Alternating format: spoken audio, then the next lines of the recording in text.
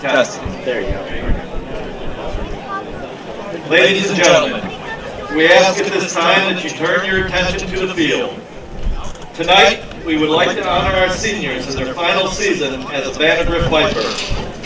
Each have contributed to the history and tradition of the VIPERS program during their time here at VANDEGRIFT, and we would like to recognize their hard work and dedication and leadership. And now, introducing your Viper Baseball Class 2022.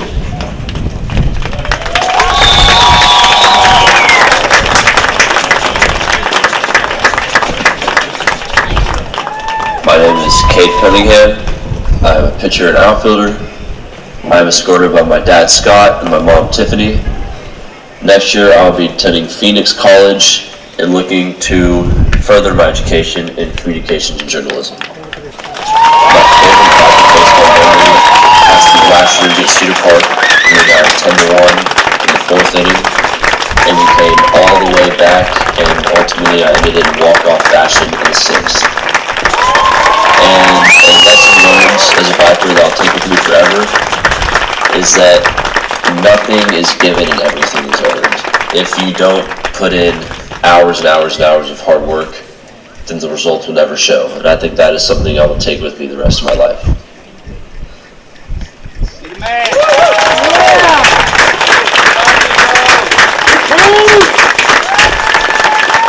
My name is Simon Baker.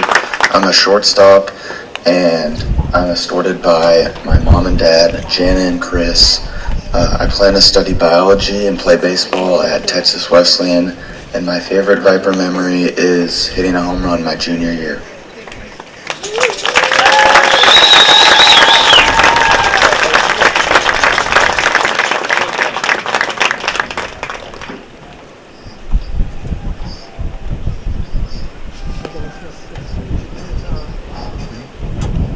My name is Landon Thompson. I play first and third base.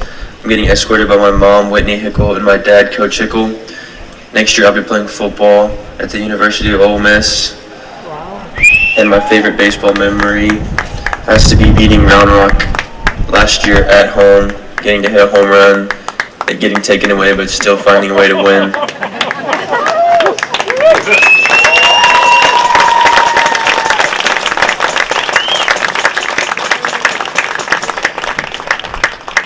I'm Tyler Hubbard. I'm a senior center fielder. I'm escorted today by my mom, Courtney Hubbard, and my dad, Brad Hubbard. Next year, I plan on playing baseball at Lamar University. My favorite baseball moment over the past 4 years was my freshman year, Coach Wolkind's April Fool's joke.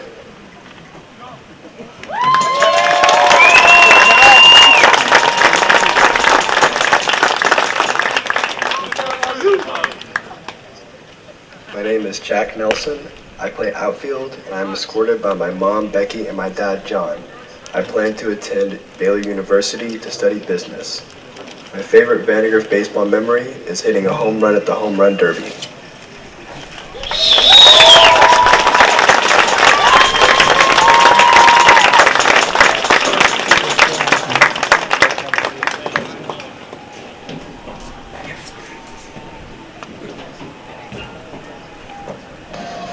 My name is Becky Kramer.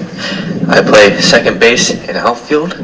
I will be escorted today by my mom, Shannon Kramer, and my dad, Kevin Kramer.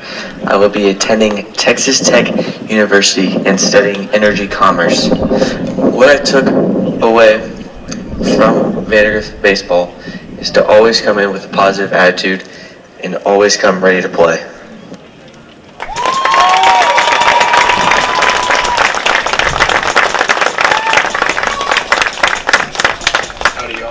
My name is Asher Mueller, and I play outfield and pitcher here at VANDEGRIFT. Today I'm escorted by my two parents, Stephen and Wendy Mueller, and I'm also escorted by my sister, Anna Mueller.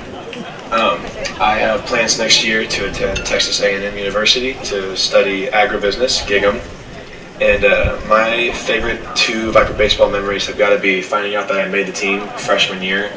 Up until that point, I wasn't in the baseball class or anything, so my hopes weren't crazy high on making it.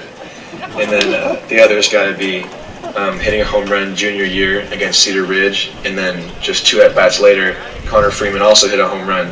So that really set the tone for the game, getting a big win, and those were our only 2 home runs of the entire year, so it was super cool that those happened so close to each other. I've always known that baseball's emphasis on having high character has definitely helped shape me into the man that I've become today, and I'll definitely take that with me moving forward into big boy life. Big boy.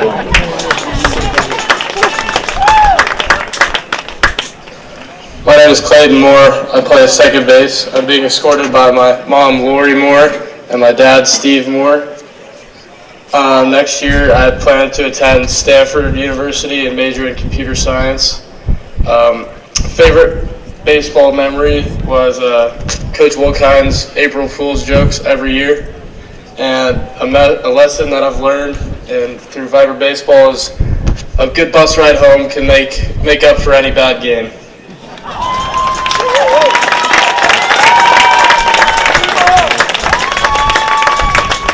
My name is Bailey Spring, outfielder, and I'm escorted by my mom, Krista, and dad, Gary. I will be playing football at Stephen F. Austin next year and majoring in business. My favorite Viper baseball memory is hitting inside the park home runs freshman year.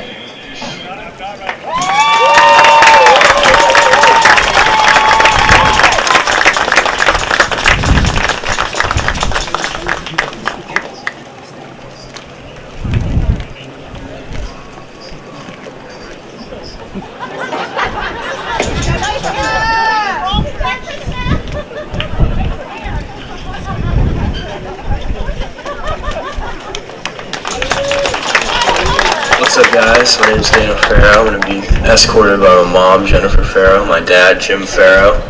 I'm a pitcher, and I'm going to be attending Houston Baptist University next year to play baseball, and I'm going to major in mass communications. A favorite Viper memory of mine was actually earlier this season beating Round Rock.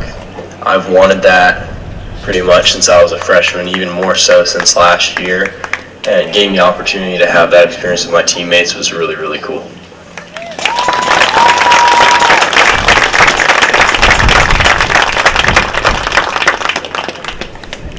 Let's have one more round of applause for our graduating seniors.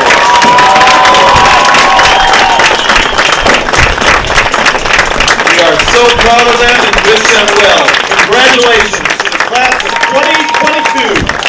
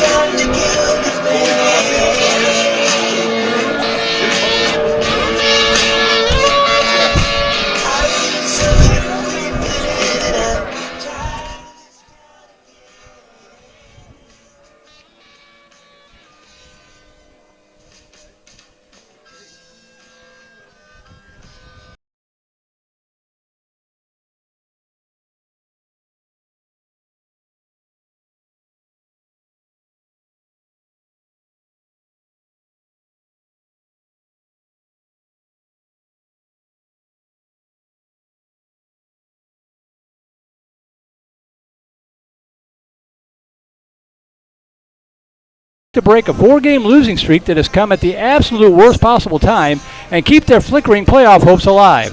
How flickering? I'll break down the details more in a moment, but the biggest headline is this. If VANDEGRIFT lost to Hutto tonight, would eliminate the Vipers from the playoff race. Hard to believe, but they still got a fighting chance. After Tuesday night's disheartening 6-5 loss at Hutto, Coach Gerald Hickle's Vipers entered tonight's rematch with the Hippos at 14-12 overall and 6-6, all alone in 5th place in District 25 6A, 1 game back of Vista Ridge, and 2 behind both Round Rock and Cedar Ridge with just 2 games remaining. So even though the Vipers are out with a loss tonight, if they win the next two and the cards break just right, they could still finish as the number 2 seed in the district. Crazy stuff. Hutto, meanwhile, is coming on strong, knocking off both Vista Ridge and the Vipers in their past 2 games. The Hippos have now improved to 7-18 overall and 3-9 in the district. That sets the table here on senior night. We'll take a break and make sure that we're all settled in. And when we come back, we'll hear from Vipers head coach Gerald Hickle talking about Tuesday night's frustrating loss and what we can expect from tonight's game against the Hutto Hippos. You're watching VANDEGRIFT Vipers Baseball on Vype Live. Become a Vype Insider today. Access breaking news in high school sports. Enjoy premium articles and exclusive coverage written by expert analysts, and watch exclusive videos, documentaries on programs in your area. It's only $2.99 a month if you subscribe for the monthly plan. If you go for the yearly plan, it rounds out to just $1.99 a month. It costs you only $24 a year to get all of your Vype news throughout the entire year. Subscribe today. What are you waiting for? It's less than a cup of coffee a month. Become a Vype Insider. $2.99 a month, $23.99 for the whole year. Hey, it's Vype. We will see you at the games.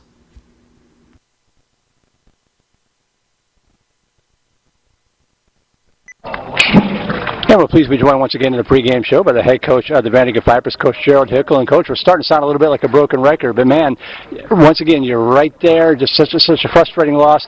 If it's frustrating as a fan, I can't imagine what it's like for you and the guys to be right there and just coming up just a little bit short for the 4th time in a row now. You know, we know we're putting ourselves in a position to win every game. And we know that it comes down to making a play, getting a hit, throwing a pitch over the plate, things like that can really make a difference. And for whatever reason right now, it's just not happening for us, and I think our guys are doing a great job of sticking with it, sticking with our plans, and actually giving us a chance to win those ball games. And I went home and I'm thinking, okay, we had a guy thrown out at third, into 1 inning, had 3 guys thrown out at second base for caught stealing. That's worked so well. The small balls work so well. I love the fact that you're putting the pressure on. You got to tip your cap a little bit to Hutto because they made all the plays. Yeah, and I think that was a real difference in the game offensively for us, is the fact that they made those plays defensively. And you look at how the game went on. I think we gave up 5 unearned runs, and in the end, that's really what got us beat. Well, unfortunately, you're now in a situation with 2 games remaining tonight and at home on senior night against Round Rock. The playoffs are essentially, except for semantics, starting tonight, correct? Correct, that's it. We're in a situation where we have to win out, and a few other things have to happen, and we're in the playoffs. Now, does that affect anything that you do, or is it just kind of got to put that out of your mind and worry about this game here tonight, and, it's all bets are off if you don't get the win tonight? With all these games being so close, it's really about us and what we're doing and how we approach the game every pitch. If we handle our business and stay focused and stay as a team, we're going to win those ball games.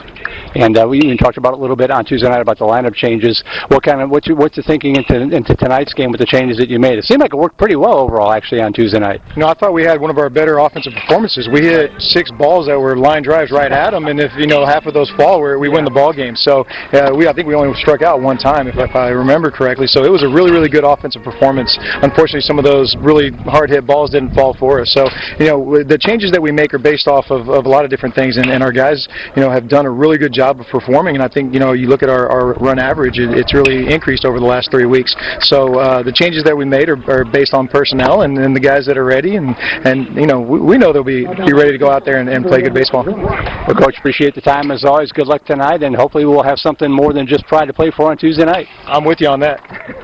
VANDEGRIFT Vipers head coach Gerald Hickle, I guess, here on the pregame show. We'll take a break and be right back. You're watching VANDEGRIFT Vipers Baseball on Vype Live.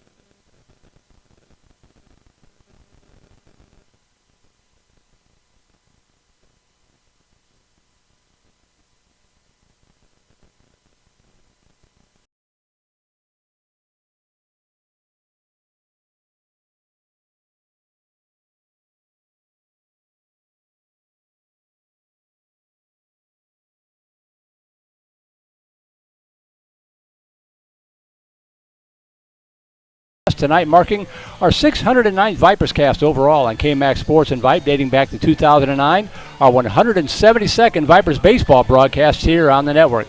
Thanks to Vandegrifft Booster Club President Jennifer Farrow, Vice President Stephen Mueller, everybody with the Booster Club, and all of our sponsors for making these broadcasts possible. You see them there on your screen. Our Grand Slam sponsor, Shannon Kramer with Kramer Property Group. Our home run sponsor, Silverton Custom Homes with Mr. Jason Grimm, along with Jones and Spross. Our double play sponsor, Sport Clips Haircuts with Craig Smizer with 1835 Realty, Ranch Road Vision Source, and the De Cuevas Company. And our single play sponsors, Pediatric Dentistry of Steiner Ranch, Trent Reynolds Player Development, Steiner Dental, Pinnacle Sports Performance and Rehabilitation, Candalia Haley, Tomlin Family Orthodontics, Steiner Wellness and Nutrition, and South Star Bank, along with our Vype Network sponsor, that would be Academy Sports and Outdoors.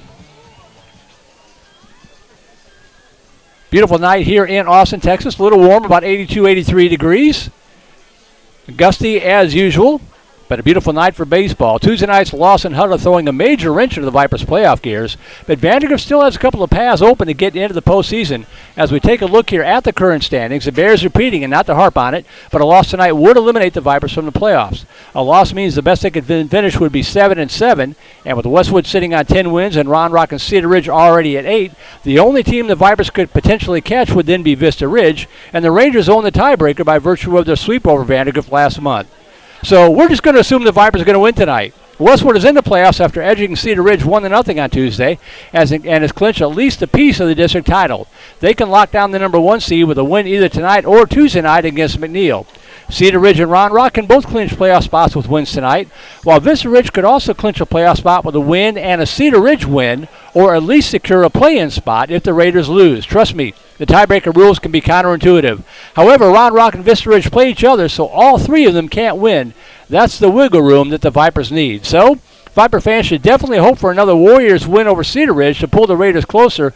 And while it's scary to think about still being in 5th place heading into the final game of the season on Tuesday night, the Vipers would at least then control their own destiny if Vista Ridge defeats Round Rock again tonight, since Vandegrifft gets the Dragons here at Venom Field on Tuesday night. And if you remember all that, you are a lot smarter than I am. Lots of different paths and variables. We'll keep tabs on those other scores as best we can tonight, but it won't matter unless the Silver and Black Snake Attack can take care of business tonight against Hutto.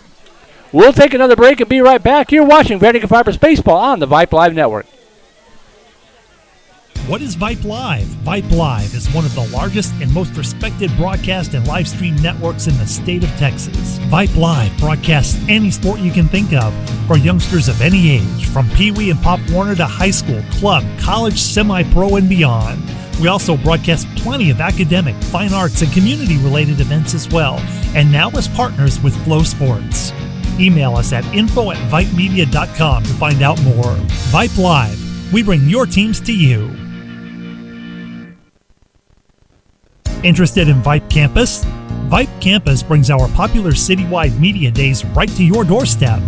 As a Vype Campus client, we will work with you to help you take advantage of our unique campus model to build a unique experience for your school. From media day photo shoots of all your athletes to game day coverage, broadcasts and live streams, video and digital content, hype videos, the Vype U program, same day graphics, and of course your very own campus magazine, Vype Campus is truly whatever you want it to be. Email info@vipemedia.com to find out how to join Vype Campus today. A game without a crowd is just a scrimmage. A performance without an audience is just a rehearsal. Without your presence, high school sports and the performing arts aren't possible. Ensure that these essential extracurricular activities continue to enrich the lives of students in Texas. Purchase a ticket to your local high school's game or performance. This message presented by the UIL and the Texas High School Athletic Directors Association.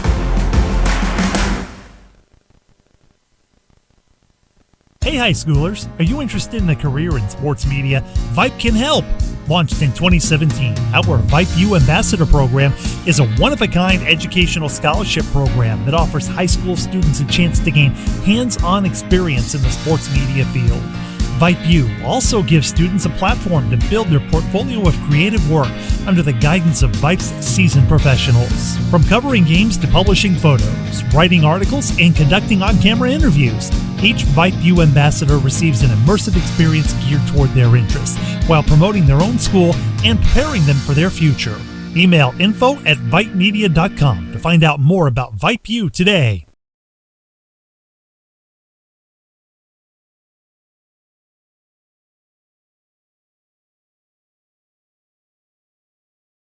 High School. We're just moments away from the first pitch. Merle Bertrand here, Trey Grubb. Our QA tonight back at the Comfy Cozy Vype Live Studios, better known as his living room sofa.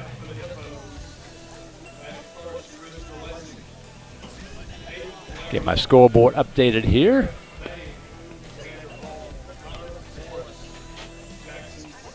Email is open, voiceofthevipers@gmail.com. If you want to give a shout out to your favorite player on either side. And again, the Vipers coming in with an overall mark of 14-12, 6-6 in the district. Hutto 7-18 overall, 3-9 in the district. And a critical ball game tonight for Vandergrift. Got to win to keep the playoff hopes alive. Hutto will send up a batting order that looks like this. It'll be Chris Geisick, the center fielder, to lead it off. Aiden Polatore is over at third base batting second. Garrett Bain, the shortstop, batting third. Xander Hall behind the plate batting cleanup. Connor Morris over at first base batting fifth. Aiden Alvarez, the DH tonight, batting sixth for the left fielder Jackson Daniel. Levi Fletcher at second base batting seventh. Alex Velasco, the right fielder, batting eighth. And Hunter Thompson, the starting pitcher, batting ninth. So Geisick, Polatore, Bain, Hall, Morris, Alvarez, Fletcher, Velasco, and Thompson, the batting order for Coach Peter Schmidt's Hutto Hippos. Viper defense, Gavin Shaddix, Tyler Hubbard, and Connor Freeman, the outfield left to right. Hudson Lilly, Simon Baker, Clayton Moore, Landon Thomas in the infield third to first. Braden Buchanan behind the plate, and Daniel Farrell back on the hill tonight getting the start. We'll give you his numbers here right after the national anthem. By the dawn's early light, what so proudly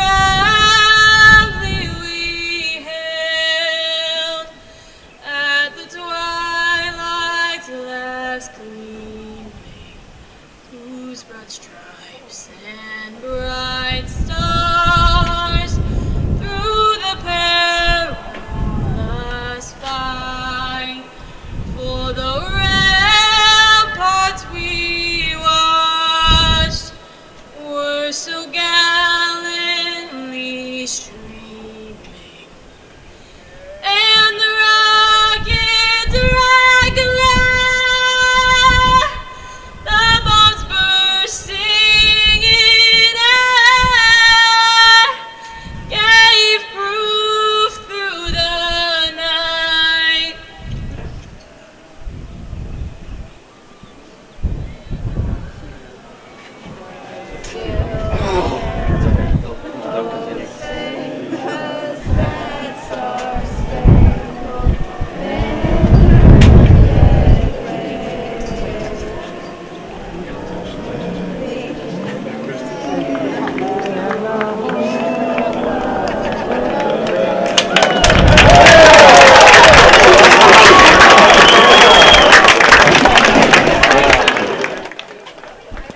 All right, nice job by the crowd picking up. A little glitch there on the national anthem, but they got through it just fine.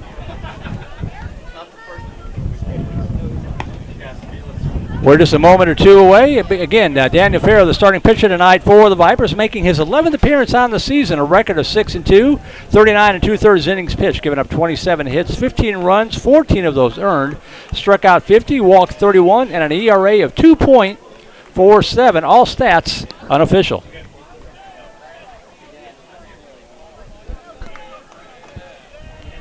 So here we go. Chris Geisick stepping in to lead it off. And the first pitch on an 80-degree night in Austin, Texas from Daniel Farrell is up high, ball one, and we're underway from Benham Field. Later start tonight with a JV game, followed by senior night ceremonies. And that pitch is into the first strike. 1 ball, 1 strike. So some of the early games already underway. Liberty Hill leading Leander 4-1, top of the second. Cedar Park taking on Eastview tonight, just underway. Outside corner, strike 2. Man, if he gets that call all night long, that'll be a big help. 1 ball, 2 strikes.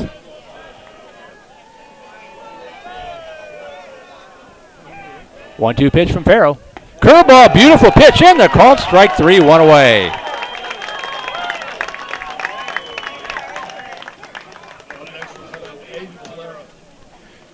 So 1 out. That'll bring up Aiden Pollard Torres, the third baseman.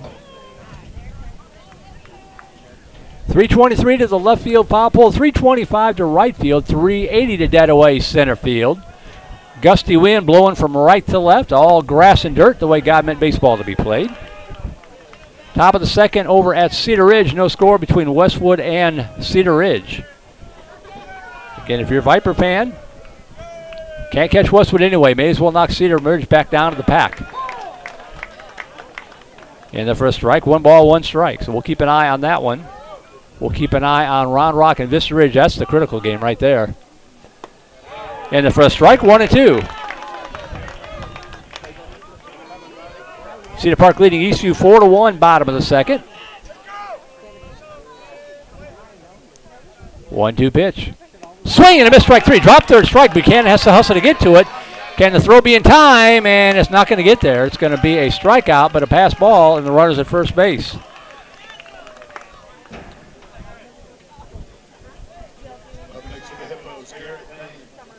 So that'll bring up Garrett Bain with a runner at first, still just 1 away. Tough break there for the Vipers. Let's see if the defense can turn 2.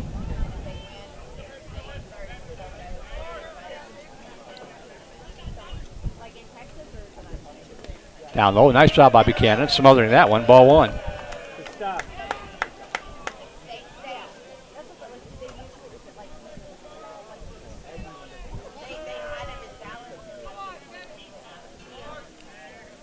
One ball, no strikes.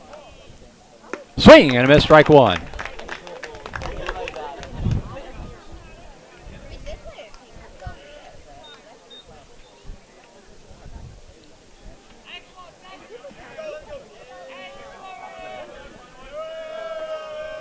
One pitch. Ooh, and that hits him. That puts runners at first and second.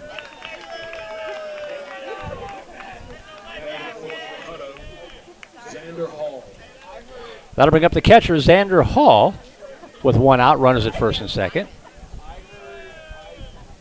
Hall 0 for 2 with a walk in Tuesday night's contest.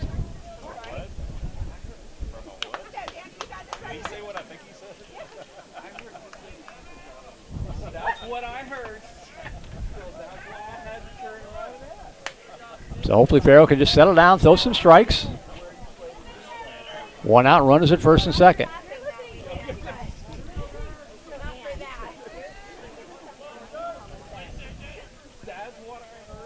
Pollard Torres at second, Bame at first.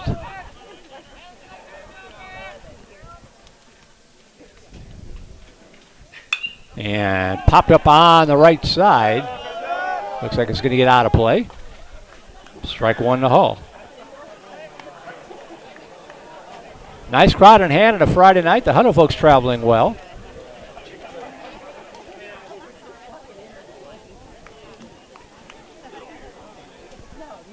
Ballpark almost completely full on senior night. No balls and a strike. Thompson in at first base.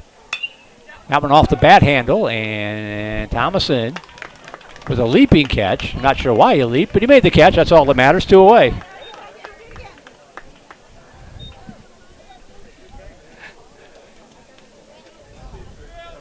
Not the Olympics. You don't get style points. 2 outs, runners at first and second.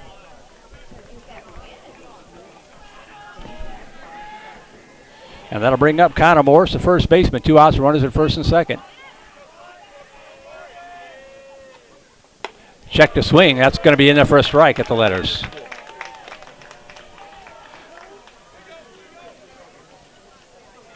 Morris 0 for 3 in Tuesday night's game.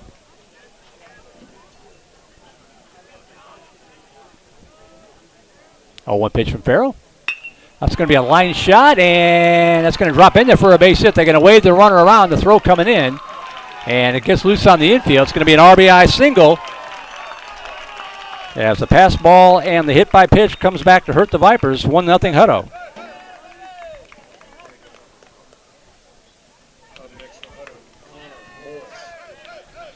So the Hippos draw first blood, 1-0 Hutto, and that'll bring up Aiden Alvarez.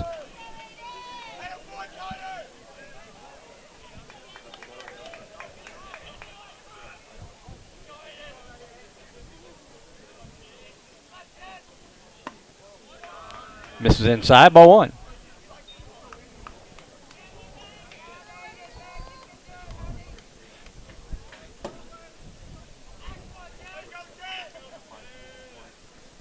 Swing and a miss on the foul tip, 1-1.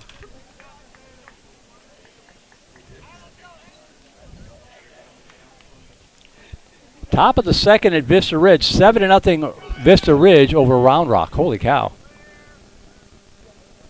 1-1 pitch, that ground ball left side. Baker with the backhand stop, the long throw to first, and Thomason with the stretch to get him. Nice play by Simon Baker, deep in the throw, got everything he could get on the throw. Landon Thomason with the Pilates stretch, and the Vipers are out of the inning. In the inning, no run or 1 run on 1 hit. No errors, 2 runners left on base. We played through 1/2 inning of play. And we'll go to the bottom half of the first inning. Hutto 1, Vandegrift coming up.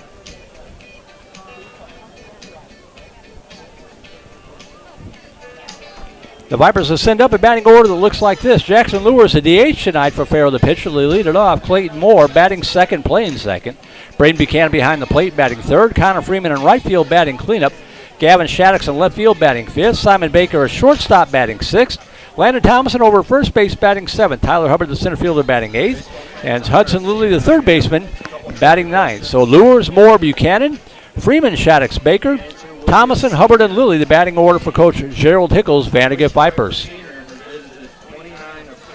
Hutto defense, Jackson Daniel, Chris Geitzik, and Alex Velasco, the outfield left to right. Aiden Pola-Torres, Garrett Boehm, Levi Fletcher, Connor Morris, the infield third to first. Xander Hall behind the plate, and Hunter Thompson, right-hander on the hill for the Hippos.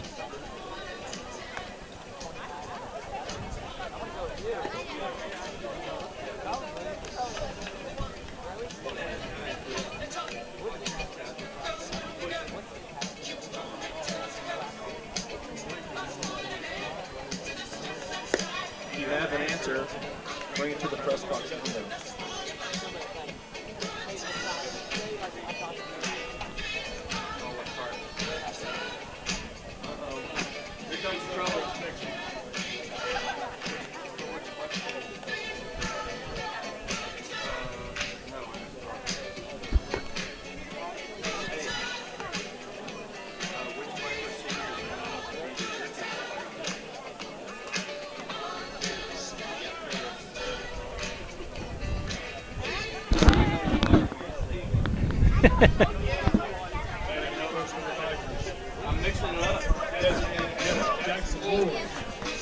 All right, so here we go to the bottom of the second. Jackson Lewis stepping in from the left side to lead it off.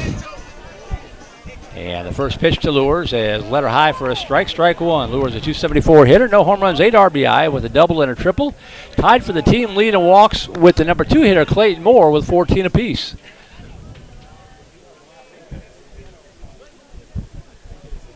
And that pitch one hops up to the plate, ball one. 1 ball, 1 strike.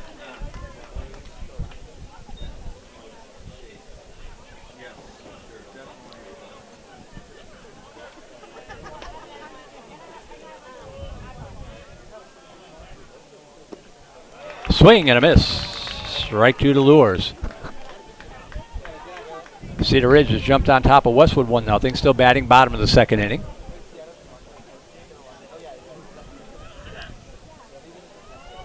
One ball, 2 strikes. Misses outside, 2-2.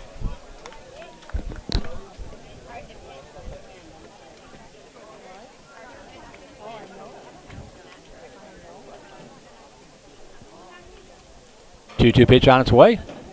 That ball ripped foul. That curveball was breaking inside, but with 2 strikes, Lures protecting the plate, stays alive, and the count remains 2-2.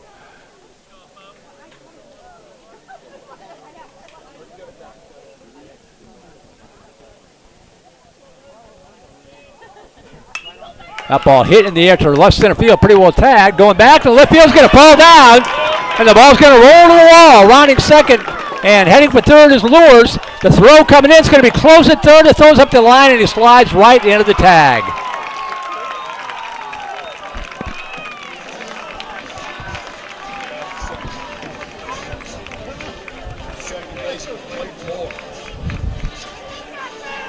So instead of a runner at second with nobody out, it's one out, and the base is empty, and that'll bring up Clayton Moore.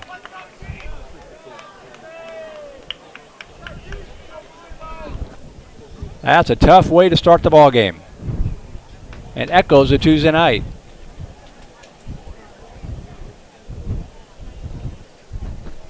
So that'll bring up Clayton Moore, and he takes the pitch outside, ball one. Moore's batting average has been rising throughout the year.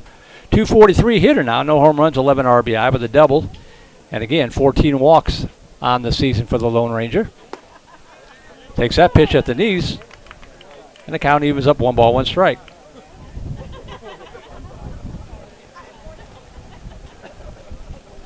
One pitch. Chopper left side. Into the glove of the third baseman, Polo Torres. A throw to first in time.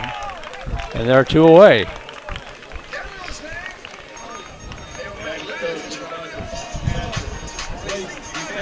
So 2 up, 2 down for Braden Buchanan. 380 hitter, 1 home run, 12 RBI. Leads the team in doubles with 8. Also has a triple on the season.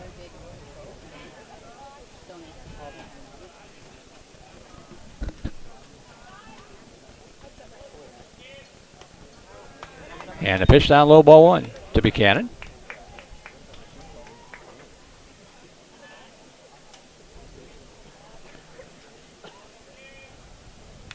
Swung on, foul tip on the off speed.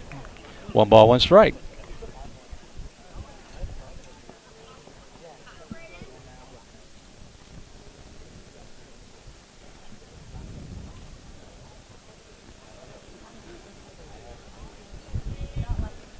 One pitch. Misses. No. Umpire calls that a strike, much to the displeasure of the Viper fans below. And the count is 1-2 to the Viper catcher. Down low, 2-2.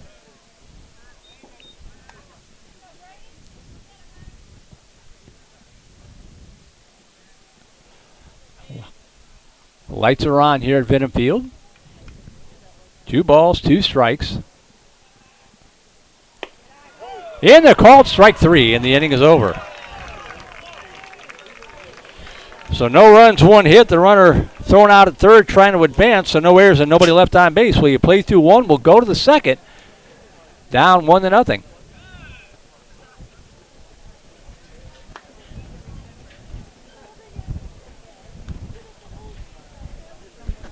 That's just the way these past 4 games have gone. So somehow the Vipers have got to find a way to pull themselves out of this funk.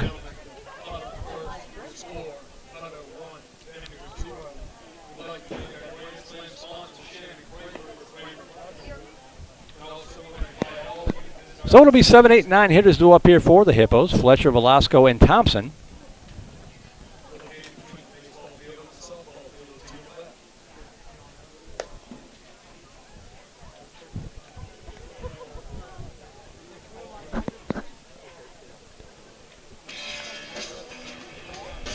Hayes leading Bowie 4-1, top of the 3rd inning, out in Buda. Bulldogs run-ruled the Hawks on Tuesday night. Cedar Park leading Eastview 5-1, top of the 3rd inning.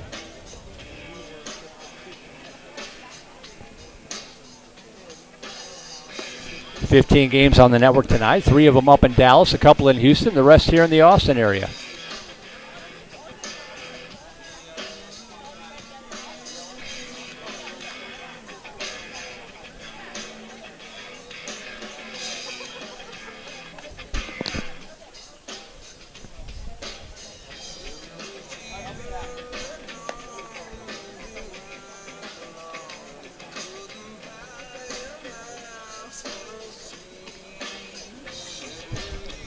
Cedar Ridge leading Westwood 1-0. They move to the top of the 3rd inning up in Round Rock tonight.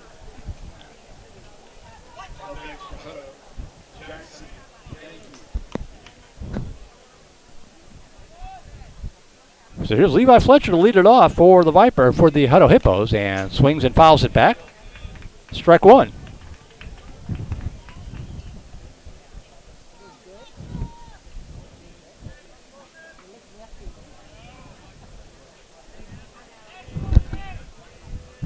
And fouls it straight back, and the count 0-2 to Fletcher.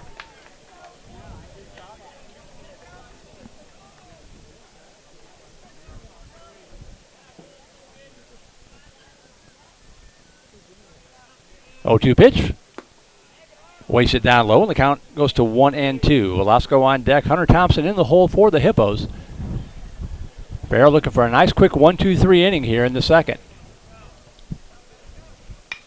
That ball poked in the air to shallow left field. And coming in and making the catch is Gavin Shaddix for out number one. One away for the right fielder, Alex Velasco.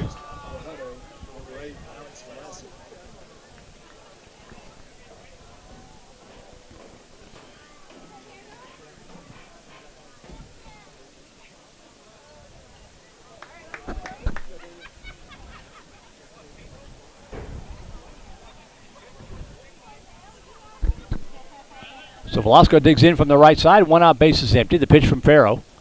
And swing and a miss, jams him inside. Strike one.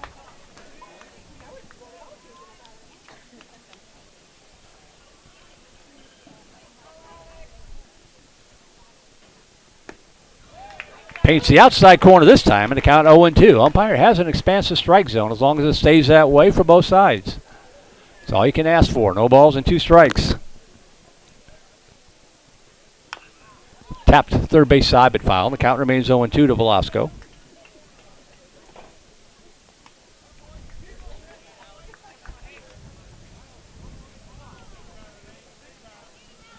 No balls, 2 strikes. Up high, ball 1.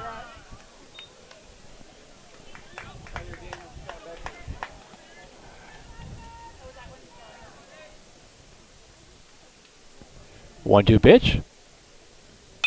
Ripped out on the first base side, and the count remains 1-2. Vipers in their classic cream uniforms tonight.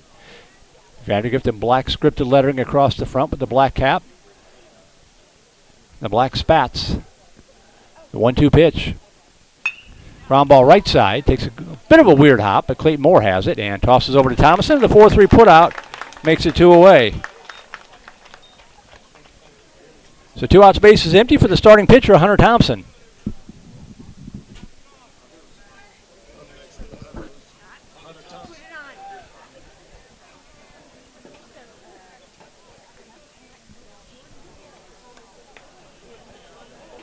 So 2 outs, base is empty for Thompson. And that one fouled. Strike 1 to the Hippo pitcher. Hayes 4, Bowie 2, bottom of the third. Regents and St. Michael's, good grudge match there between those 2 tap schools. St. Michael's leads the Knights 5-2, bottom of the third. Slow roll to right field line, but it goes foul. Nice job there by Thomason, trying to, like a wide receiver, trying to stay in bounds to make the catch. No balls and 2 strikes.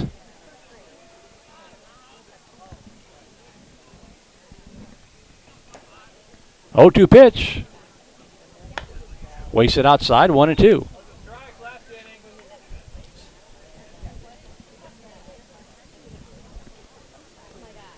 Farrell working quickly, the 1-2. Curveball just getting a piece of it was Thompson to hang alive, and the count remains 1-2.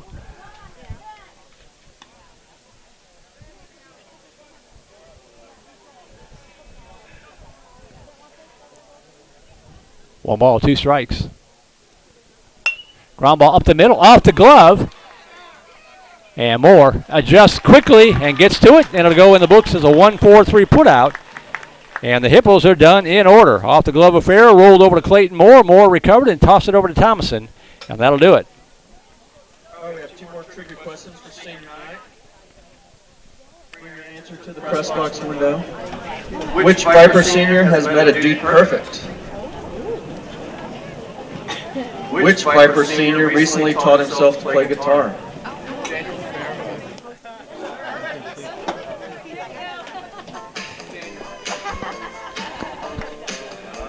All right, so we go to the bottom half of the second inning for the Vipers. It'll be 4, 5, and 6 hitters.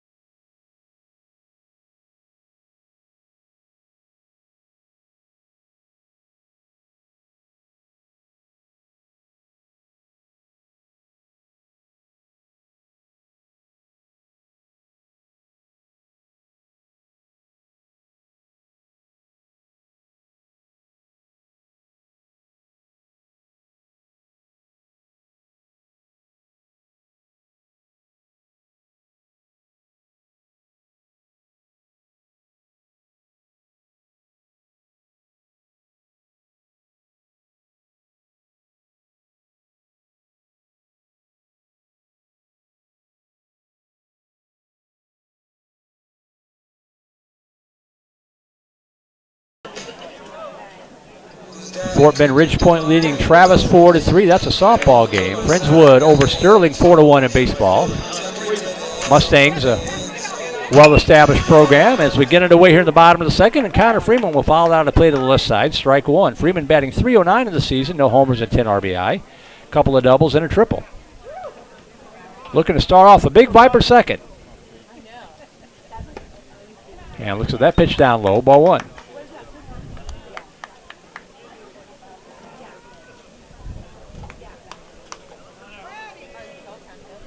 1-1 pitch, and that ball slapped on the left field line, but slicing foul. Into the corner, the count 1-2 to Freeman.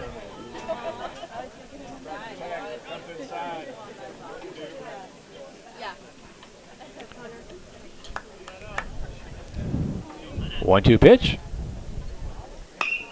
Pokes it into shallow center field. It's actually going to stay in the infield. And calling forward and hauling it in is the third baseman, Aiden Pola-Torres, for out number one.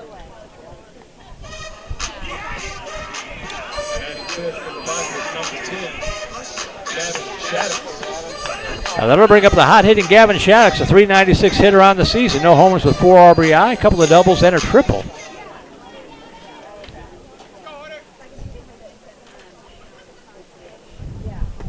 Looks at the curveball in there for a strike of the knee, strike one.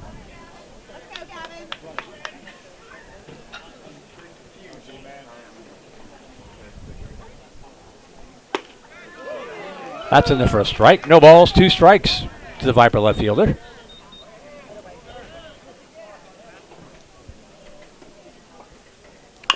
Ground ball left side, right into the glove of Aiden Pola-Torres, and makes the low throw, dug out nicely by the first baseman, Connor Morris. And the 5-3 put out makes it 2 away with the bases empty.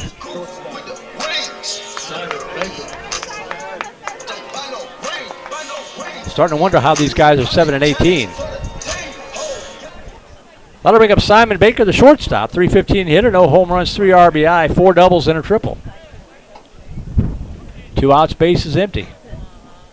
Swing and a miss. Thompson, that weird almost 3/4 sidearm delivery.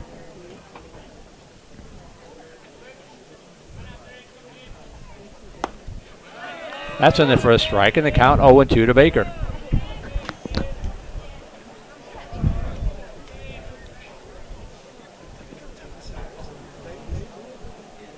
The 0-2 pitch. Wastes that one low and away, 1-2.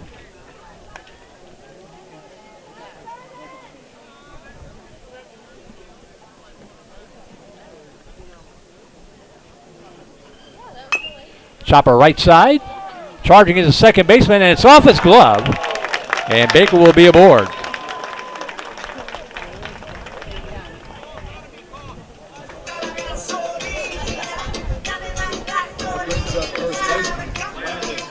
So that'll bring up Landon Thomason with 2 outs, runner at first base. Thomason, a .171 hitter, 1 home run, team leading 14 RBI, and has a triple on the season. That one is ruled an error, so E4 puts Baker aboard.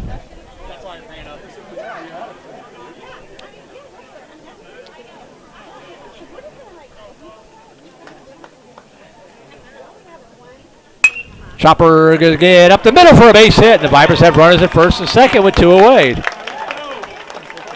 So Thomason keeps the inning alive, and that'll bring up Tyler Hubbard, the center fielder.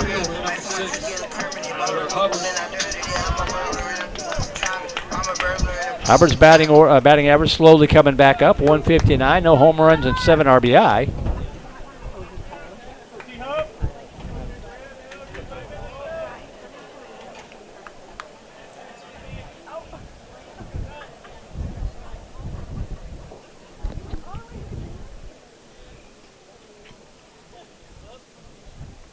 Way outside, ball 1.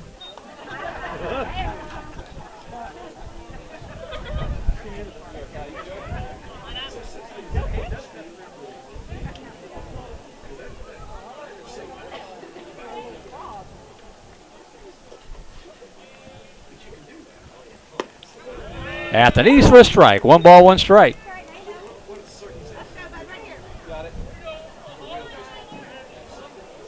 Liberty Hill leading Leander 8-1 out in Leander. That's in the top of the 3rd inning.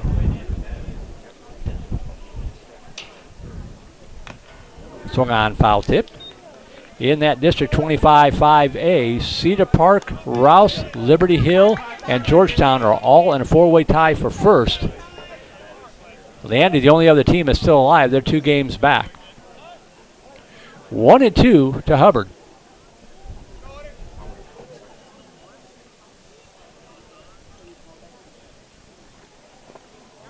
Low inside, 2-2.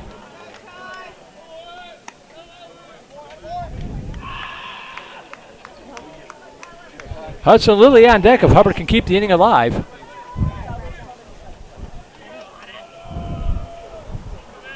Over a 2-out single.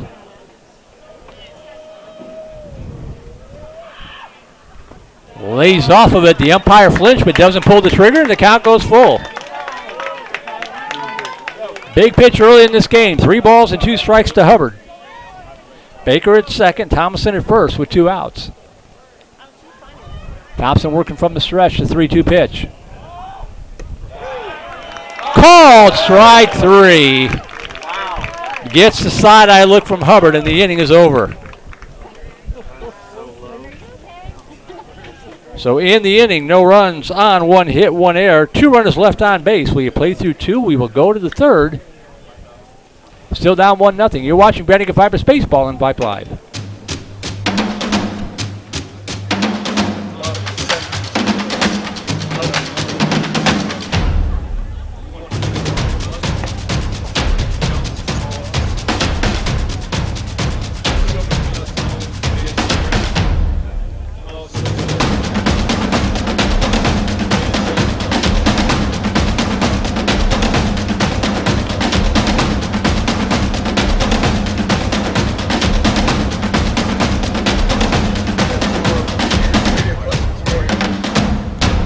Viper Sr. is a citizen of the Cherokee Nation?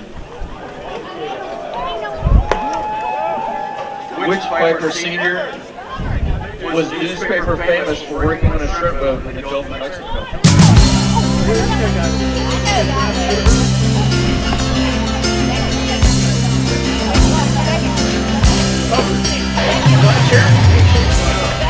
Welcome back to Venom Field on the campus of Vandegrifft High School. 1-0 Hutto on top. Merle Bertrand here along with Trey Grubb, keeping an eye and an ear on the broadcast. We go to the top of the 3rd inning, and the top of the order due up here for the Hippos. Hey, Lily.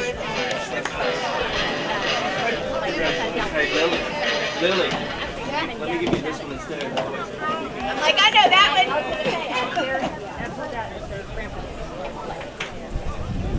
one. So here's Geitzik. Shows bunt, gets it down to the 3rd base side. Coming on is Lilly, scoops it up the side on throw, not going to be in time. And Geitzik beats out the bunt single.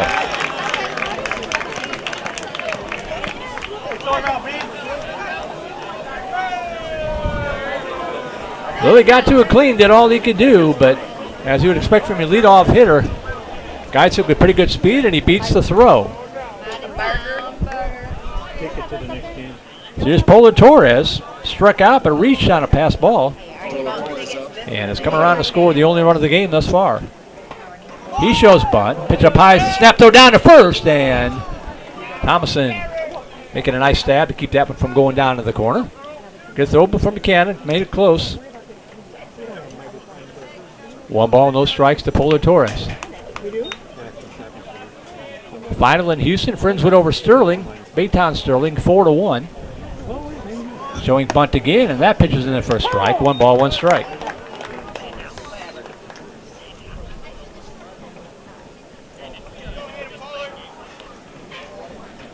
Lilly in at third in anticipation of the bunt. Middle of the infield back. Thompson holding the runner at first base. There goes the runner off first, and hit and run, foul back to the screen, strike 2.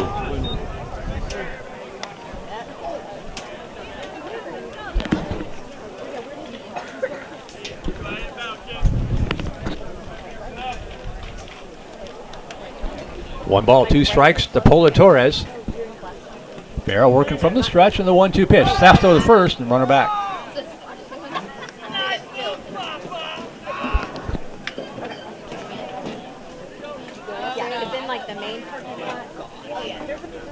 One, 2 pitch. Check the swing. Did he go? He did. Call strike 3. Well, not a call strike 3. He went on the pitch. And that'll be strikeout number 3 for Farrell. 1 away. And that'll bring up Garrett Boehm. Hit by a pitch his first at bat.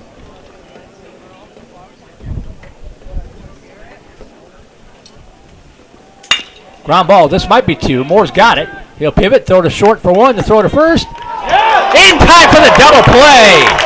Moore to Baker to Thomason. 4-6-3, and that'll take care of that. Nice play by Moore. Going to his left, did the complete 360. Took his time. And the Vipers are out of the inning. So no runs, no hits, no errors, nobody left on base. We'll go to the bottom of the third. Let's get the bats going here and get this one out of reach.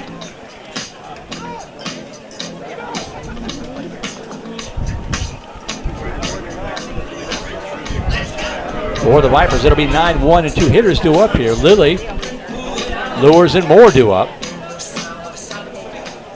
All right, 2 more trivia questions. Bring your answers to the press box.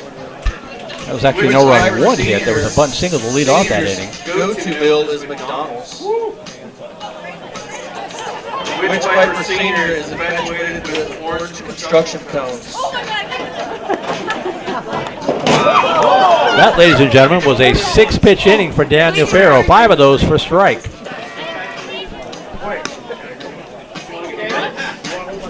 of them coming on 1 batter, the strikeout to Aiden Polo Torres. Geisick reached on a bunt single to lead off the inning on the first pitch, and Moore and Bain just now grounded any double play on the first pitch. So that only tacked on 6 pitches to Farrell's odometer, bringing up to 39 for the night. Play more, that's orange construction cones. End of 3 at Vista Ridge, 9-3 Rangers over Round Rock.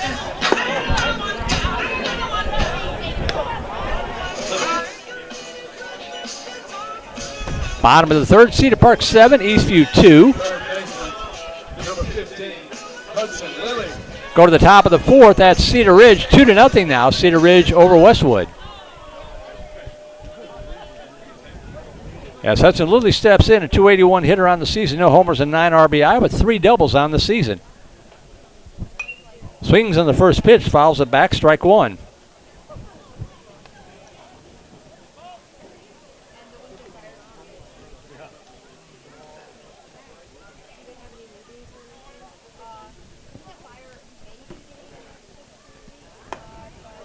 That pitch catches a piece of the outside, and the count 0-2 to Lilly.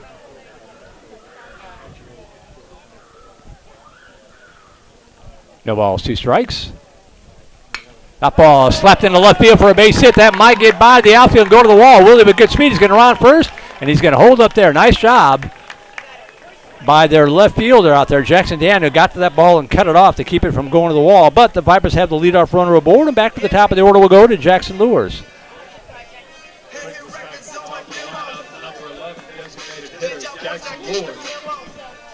Lures crushed one over Daniel's head to lead off the bottom of the first inning, but got thrown out trying to extend that double into a triple. He shows bunt and bunts it foul. Strike one. Into 4. 8-2 Cedar Park over Eastview. The final Friday night of the baseball regular season.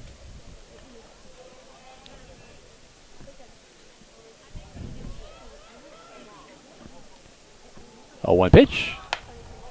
Pulls it back and takes the pitch outside. Good eyes there. 1 ball, 1 strike.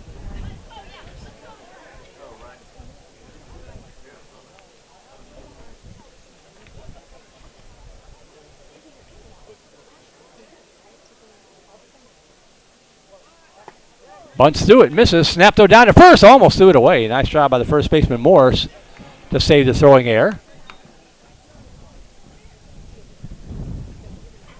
And Coach Hickel wants to have a word with the home plate umpire.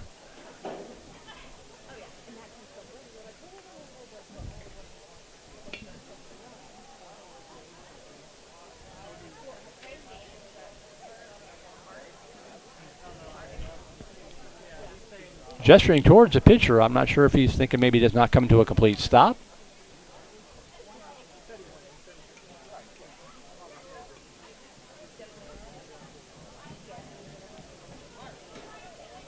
Well, message delivered. We'll see if there's any fallout from it. 1 ball and 2 strikes here to Lures with Lily aboard at first base. Nobody out in the bottom of the Viper third.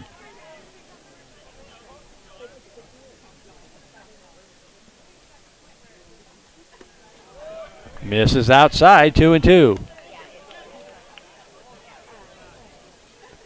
Lily 3 for 4 in stolen base attempts. 2 balls, 2 strikes. Popped up down the third base side. Hopefully it'll get it blown away from the left fielder, and he is unable to track it down. Looked like he might have had room to make a play, but it's tough in an unfamiliar ballpark. The wind taking it that way. So Lures can breathe a sigh of relief. He'll get another hack at it. I mentioned Lily being 3 for 4 in stolen bases, but Xander Hall, the catcher, cut down 3 Vipers trying to steal Tuesday night.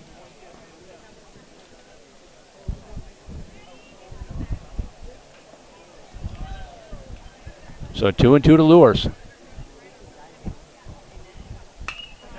Opposite field, pretty well tagged to left field, but the wind is going to hold it up, and Jackson Daniel hauls it in for out number 1. 1 away for Clayton Moore. Lydia will retreat to first.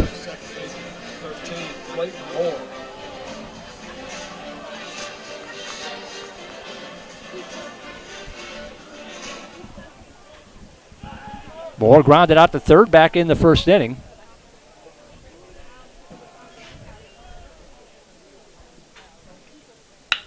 That ball is going to be out into left field for a base hit. Looked like it was going to get through easily, but it kind of slowed down, and Bay might have had a chance to at least knock it down, but it'd be hard to imagine him making a play. So runners at first and second for the Vipers with the meat of the order, and Braden Buchanan stepping in.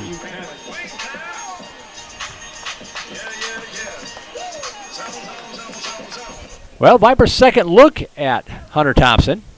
They've all been talking to each other.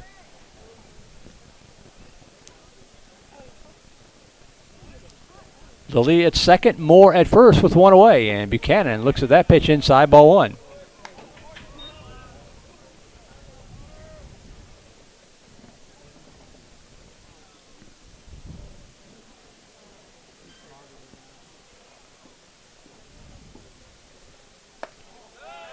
Pitch up high, 2-0. That was a strike earlier in the game. We'll take it. 2 balls, no strikes to Buchanan. Hitter's pitch.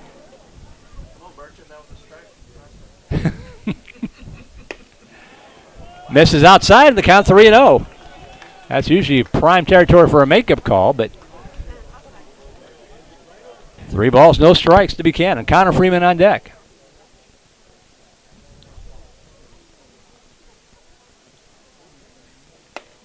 Taken all the way with 3-0 and takes it across the inside corner for a strike. 3 balls, 1 strike.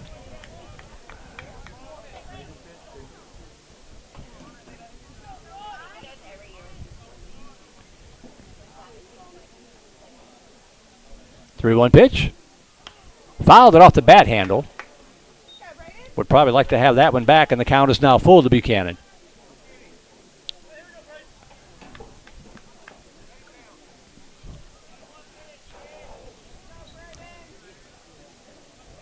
Runners at first and second, one away. 3 balls and 2 strikes to the Viper catcher, Braden Buchanan. Thompson with the sign, the 3-2 pitch. Way outside, ball 4, and the Vipers have the bases loaded. First walk surrendered by Thompson comes at a good time as Lilly trots down to third base, and Moore moves up to second with 1 away, and Connor Freeman will step in. Get a courtesy runner. Is that Jack Nelson at first? Thought I saw a glimpse of 7, but I'm not sure.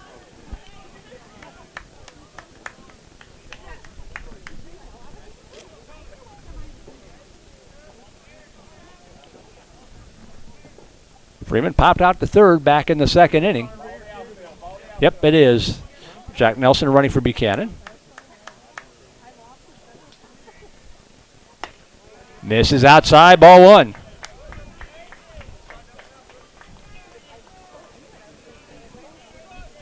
Bases jammed with 1 away here in the Viper third. Ooh, that's called a strike. Looked low to me, but the count evens up 1-1.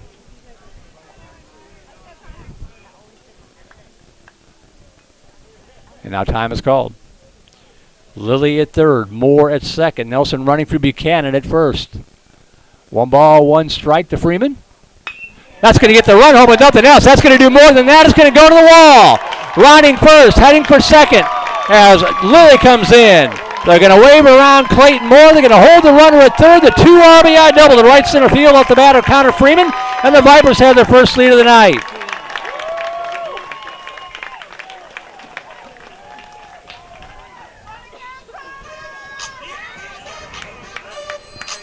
Two-1 Vipers.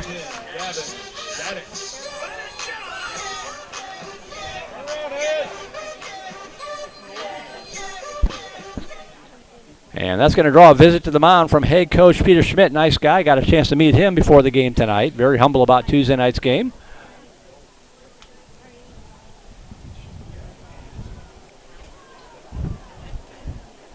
I told him, I said, you guys look good the past couple of games. Cut it out. He just kind of laughed. Now Shaddix will step in. Runners at second and third with 1 away. 2-1 Vandegrift. And a game that they've got to have to keep their playoff hopes alive. Liberty Hill into 3 over Leander, 9-3.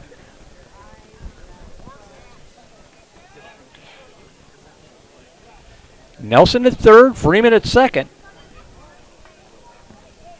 And Shaddix will step in. 0 for 1 in the night, grounded out to third. Infield in, and the pitch misses outside, ball 1. Let's get these 2 guys home.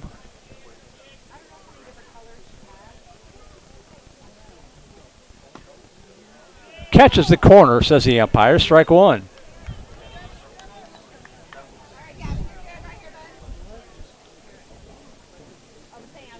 One ball, 1 strike. That's a strike. The count 1-2 to Shaddix. Simon Baker on deck. 1-2 pitch. Foul back. Nice job adjusting on the off speed. Caught just enough of it to hang alive.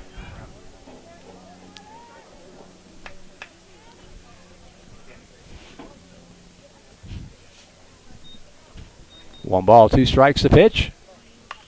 Turns on that one. Had to protect the plate with 2 strikes and fouled it off the bat handle, and the count remains 1-2. Nobody warming up in the Hippo bullpen, so if they make a pitching change, it would probably come from a position player.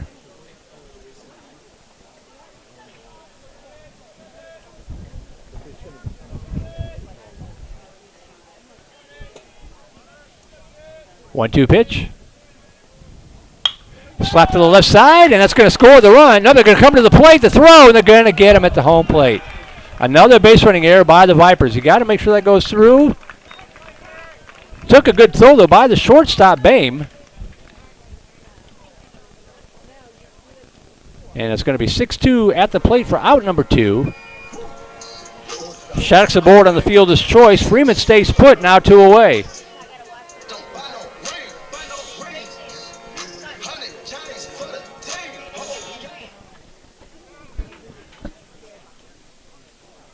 I think Nelson thought it was going to go through. I did. I didn't think the shortstop was going to get to it. Runners at first and second with 2 away. And that ball slapped the right center field. That's going to get down. It looks like it will. Baker plants one. An RBI single to right field.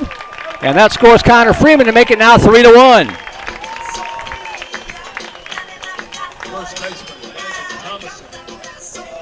On the play, Shaddix moves up to third base. So runners at the corners with 2 away, 3-1 your score. And that'll bring up Landon Thomason. He crushed a single up the box his previous at bat.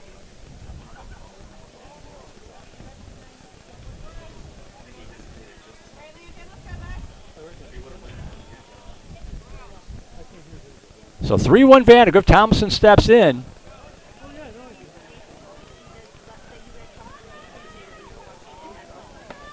Brushes him off the plate, inside ball 1.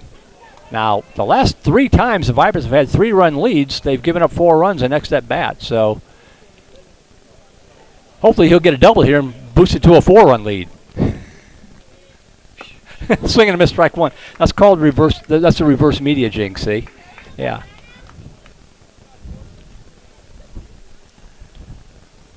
One ball, 1 strike to Thomason.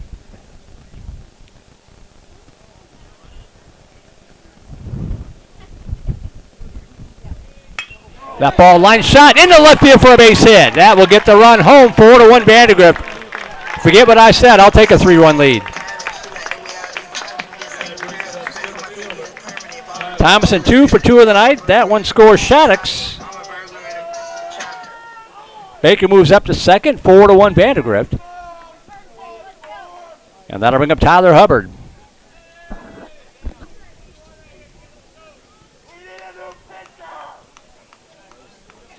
Fifth hit of the inning for Vandegrift.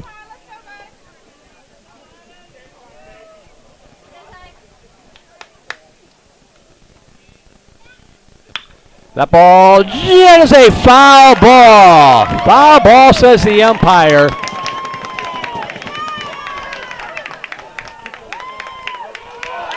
I don't know about that. It looked like it went right over the bag. Coach Schickel immediately sent in the base runners. Home plate umpire immediately called it. There was no hesitation. So it'll be a strike to Hubbard. Everybody will have to go back to their stations. That one didn't miss by much.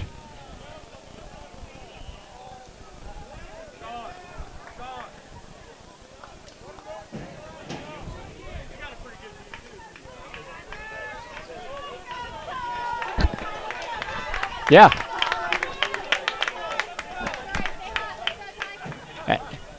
And the bag, if anything, looks like it's favoring the infield side from here. I don't know about that one.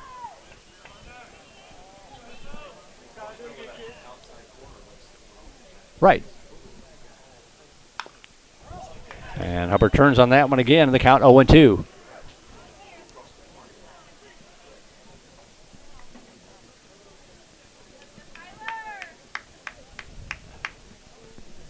No balls, 2 strikes to Hubbard. Nice batter to bat in the inning for Vandegrift. 4 runs in.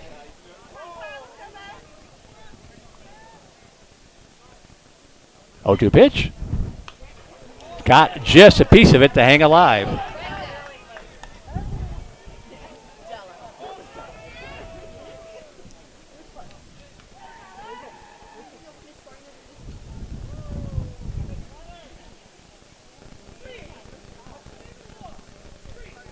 No balls, 2 strikes to Hubbard. Missed outside, ball 1.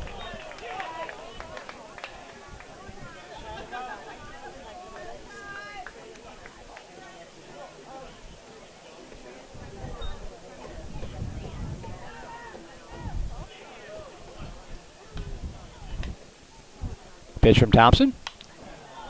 Poked out of play. And the count should remain 1-2, I believe. Let's see what the umpire says here. 2-2, I missed one. Should have never doubted you.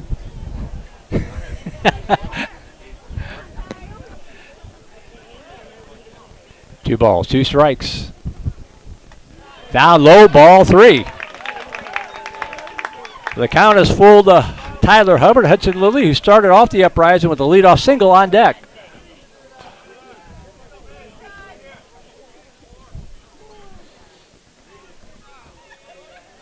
Three-two pitch. That ball's going to stay fair. Hell no, it doesn't. It slices foul like a bad golf shot. Man, he turned on that one.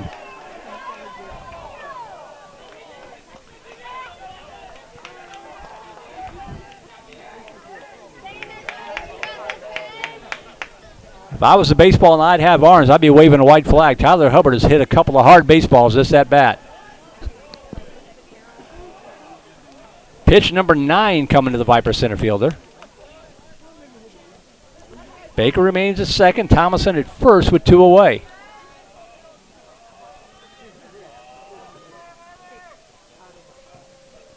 Three-two pitch. Called strike 3. And the inning is over after all that. But in the inning for the Vipers, they get 4 runs on 5 hits. They leave 2 base runners. We have played through 3. New score. We'll go to the 4th inning, up 4-1. Vandegrifft Vipers Baseball and Vype Live. Become a Vype Insider today. Access breaking news in high school sports. Enjoy premium articles and exclusive coverage written by expert analysts, and watch exclusive videos, documentaries on programs in your area.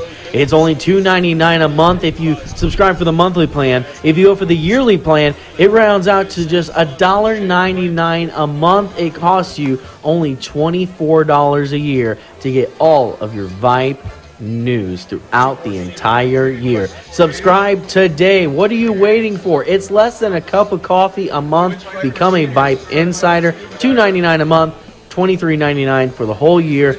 Hey, it's Vype. We will see you at the games.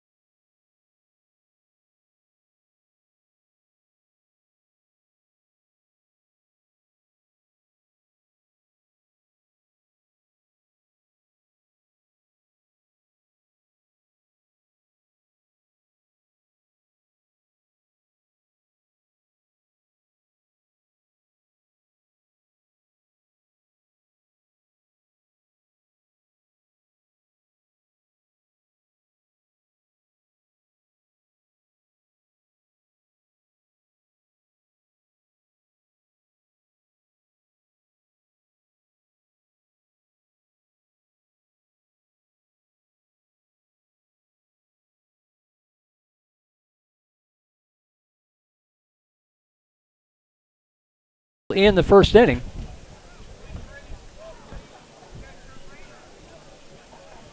Going to get a courtesy runner here for their catcher. See who that is.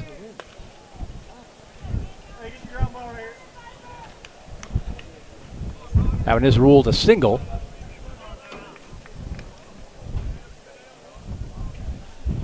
So Morris will step in with nobody out, runner at first base, and the pitch up high, ball 1.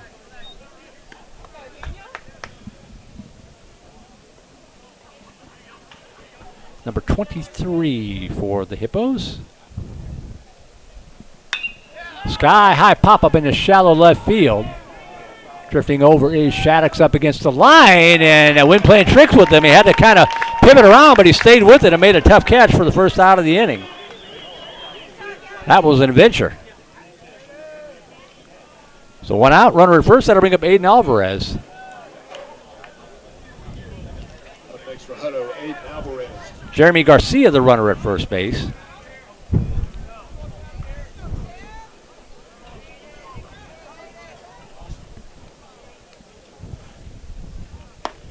And the pitch in there called strike 1 to Alvarez. Grounded out to shortstop Baker on a nice play to retire the side in the first inning.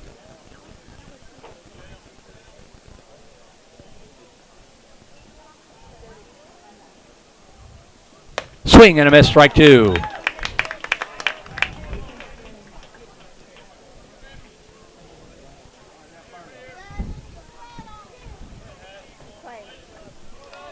No balls, 2 strikes. Ooh, brushed him off the plate. 1-2. Bottom of the 4th inning at Rangers Baseball Complex, 10-0 Vista Ridge over Round Rock. That has got to be one of the streakiest teams in the district. 1 ball, 2 strikes. Swing and a miss, strike 3. And Alvarez is out for out number 2, strikeout number 4 for Farrow. 2 outs for runner at first for Levi Fletcher. Fletcher 0 for 1, flew out to left field. And takes that pitch for a ball.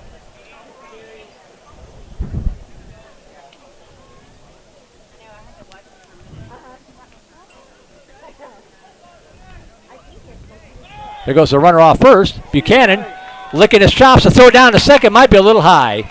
And it's going to be a stolen base for Garcia.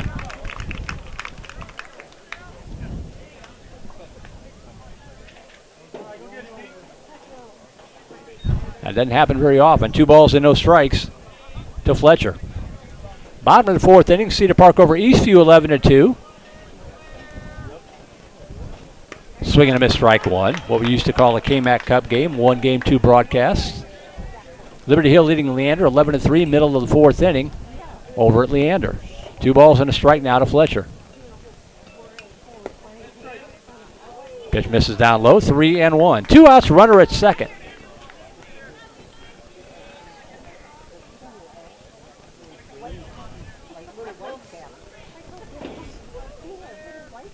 Three-one pitch. Just missed outside, ball 4. That is the first walk surrendered by Farrow tonight. That's a great sign. He did hit a batter. But runners at first and second with 2 outs for Alex Velasco, who grounded out 2 more back in the 2nd inning. That brings up Alex Velasco. Garcia at second, Fletcher at first with 2 outs.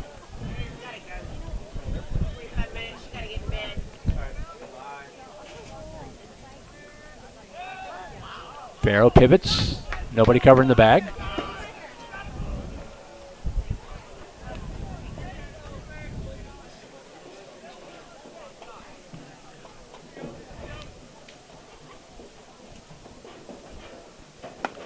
Good pitch inside corner at the lettuce for a strike. Strike 1 to Velasco.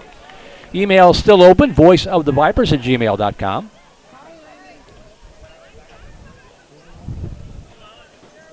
Oh, 1 pitch. At the knees for strike 2.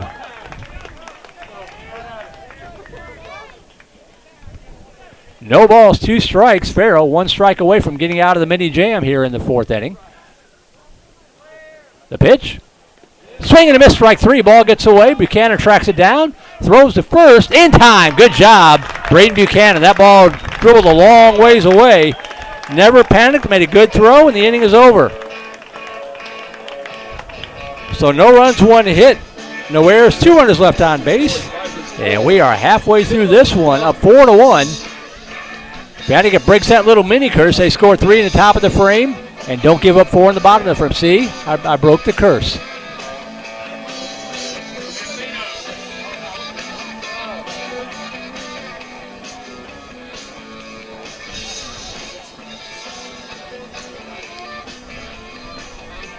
So we go to the bottom of the 4th inning. Merle Bertrand here at the ballpark. And again, we want to thank Jennifer Farrow, Stephen Mueller, everybody with the Vandegrifts Baseball Booster Club Board and Booster Club members, and along with our sponsors, our Grand Slam sponsor, Shannon Kramer with Kramer Property Group, our home run sponsor, Silverton Custom Homes, with Mr. Jason Grimm, along with Jones and Spross, our double play sponsors, Sport Clips Haircuts, Craig Smize with 1835 Realty, Ranch Road Vision Source, and the Quabos Company, and our single play sponsors, Pediatric Dentistry of Steiner Ranch, Trent Reynolds Player Development, Steiner Dental, Pinnacle Sports Performance and Rehabilitation, Gandalia Haley Dance Hall, Tomlin Family Orthodontics, Steiner Wellness and Nutrition, and Sostar Bank, along with our Vype Network sponsor, Academy Sports, and Outdoors. If you know those folks, be sure to thank them for all they do, not just for the broadcast, but just all the programs in general. And a lot of those sponsors are sponsors for more than one program, so be sure to thank them for all they do for Vandergrift Vipers athletics.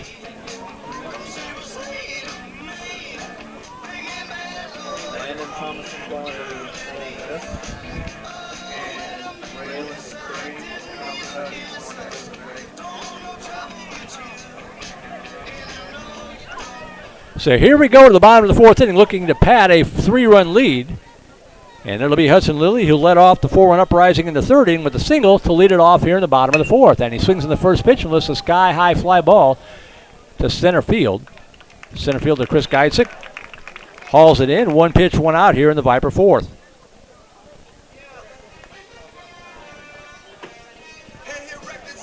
So back to the top of the order we go with 1 away. That'll bring up Jackson Lewis. 1 for 2 in the night. A double and flew out to left.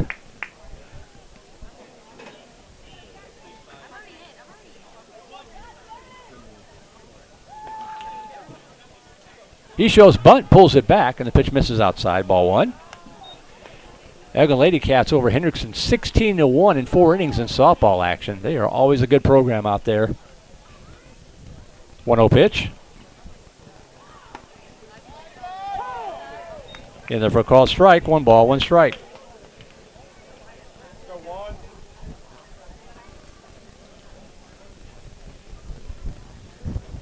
Thompson in his 4th inning of work.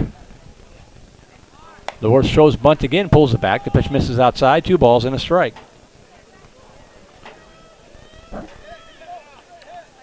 Four runs, 7 hits, no errors for Vandergrift. 1 run, 3 hits, 1 error for the Hippos through the first 3 innings of work. No sign of bunt that time, and he takes the pitch outside, and the count goes to 3-1 to Jackson Lewis.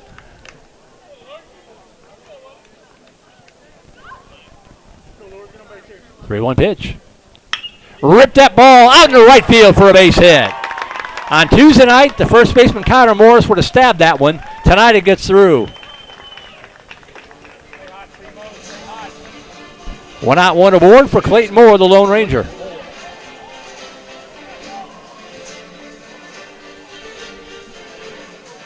Moore 1 for 2 with a single and a run scored tonight.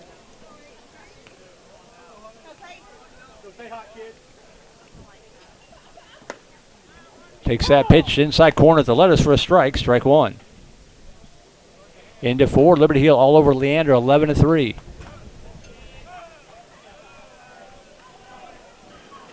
Shows bunt, and that one is bunted foul. 0-2.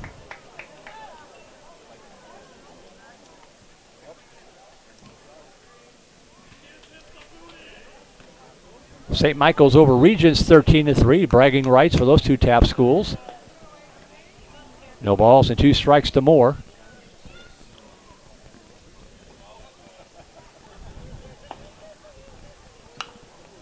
Pokes that one foul out of play to the right, and the count remains 0-2 to Moore.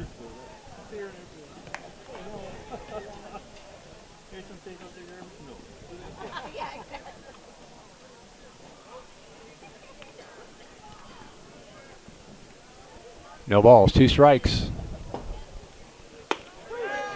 Call strike 3 at the knees. And Moore's out on strikes for out number 2. So 2 outs for Braden Buchanan. 0 for 1 tonight, walked in the 3rd inning.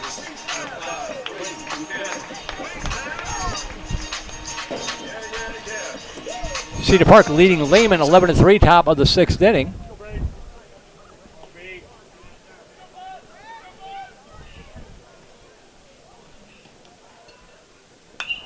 Ooh, had a cut. Fouls it out of play to the right side.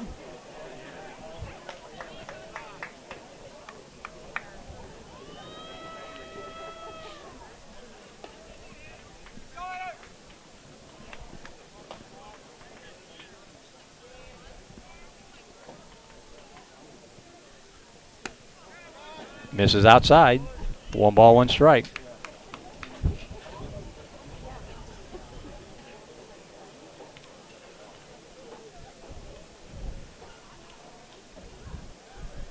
One pitch.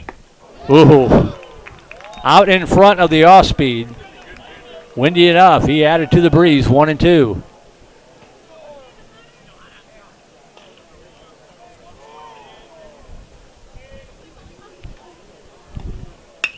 That ball hit hard to left center field, going pretty well back, and it is going to be up against the wall. Running third and heading for home is Jackson Lures, and Braden Buchanan pulls up into second base with an RBI double to left field. He didn't miss the second home run of the season by much. 5-1 Vandegrift.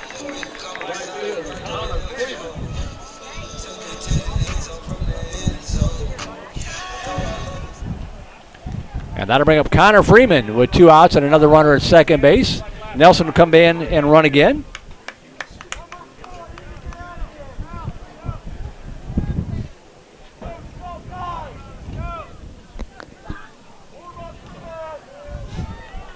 Vipers with a bit of a 2-out rally here to tack on an insurance run, now 5-1. Freeman trying to make it 6-1 and rips that one into the Hutto dugout. Strike 1. Freeman 1 for 2 with a 2 RBI double in the third.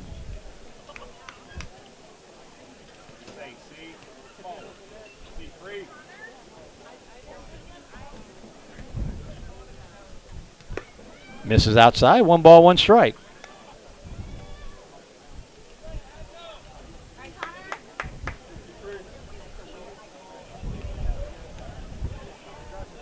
One pitch. Down low, 2-1. Bowie trying to scratch back against Hayes, top of the 6th inning. Down in Butte, still 4-3 Hawks on top of the Bulldogs. Swing and a miss, 2-2 to Freeman.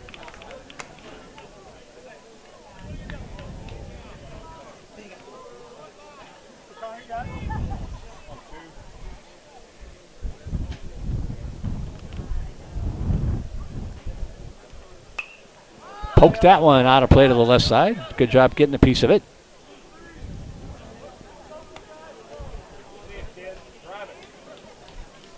So the count remains 2-2 to Connor Freeman.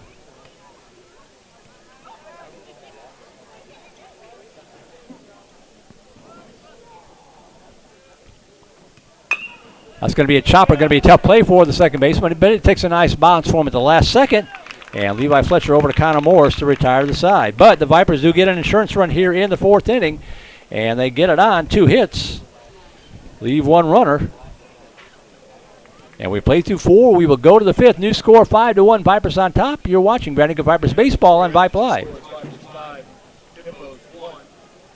What is Vype Live? Vype Live is one of the largest and most respected broadcast and live stream networks in the state of Texas. Vype Live broadcasts any sport you can think of for youngsters of any age, from Pee Wee and Pop Warner to high school, club, college, semi-pro, and beyond.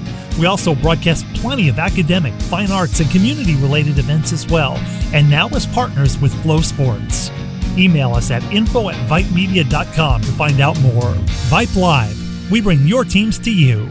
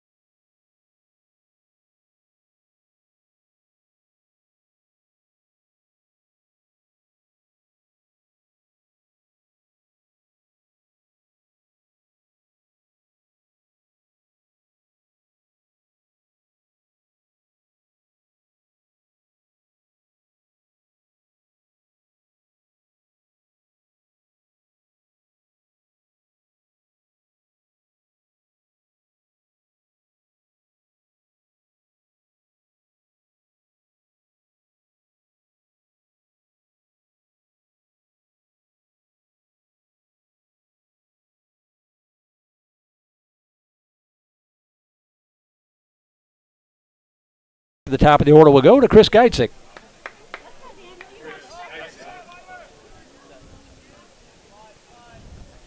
Geitzik 1 for 2 with a bunt single in the third.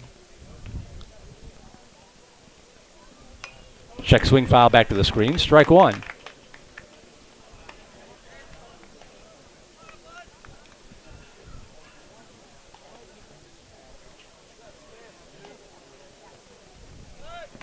Toss over to first, runner back.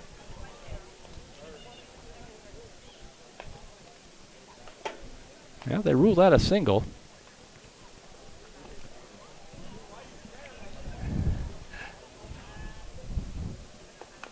Swung on foul tip, and the count 0-2.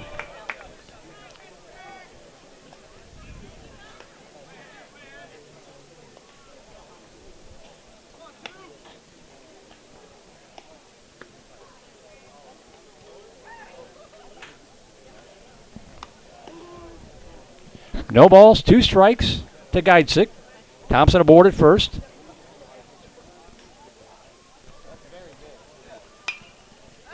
Poke foul. And the count remains 0-2.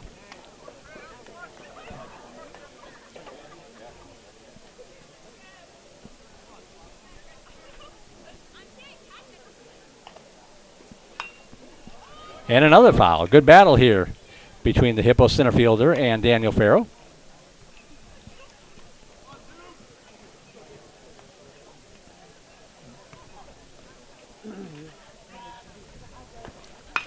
That's going to be a soft one hopper fielded by Baker. He'll go to second for one. Good play. Oh, and a hard slag.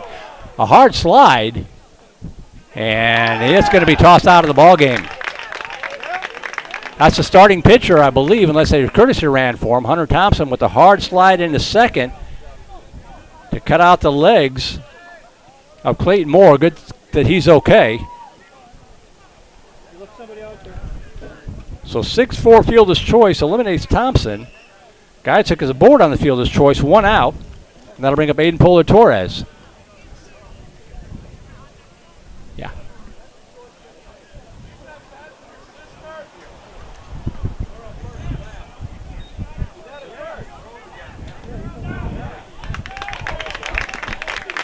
So that's going to be the second out of the inning, yeah. So Geitzik will also be out on the play with the interference call. So there are 2 outs, bases empty.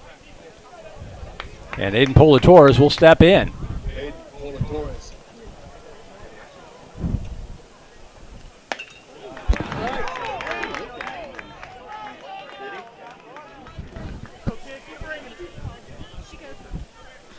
So strike 1 to Polar-Torres with 2 outs now and the base is empty, and the wind blows up and Daniel Farrow will step off the mound.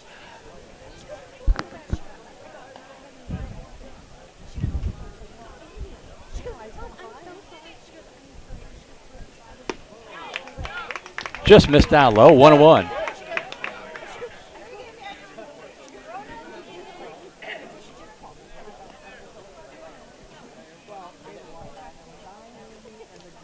Check the swing, did he go? He will appeal. First base umpire says no, and the count 2-1. Final at Vista Ridge, 10-0 Rangers over Round Rock in 5. Did not see that coming.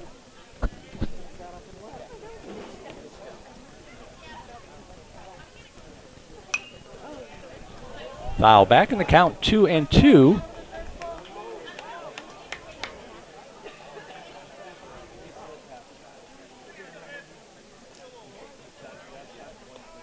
Cedar Ridge all over Westwood, 4-0, bottom of the 6th inning. Swing and a miss on the foul tip, and the count 2-2.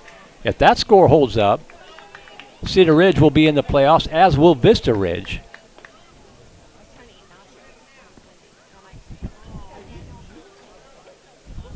Two-two pitch with 2 away. Swing and a miss, strike 3, drop third strike. Buchanan will pick it up and toss down to first to make sure, and that'll do it.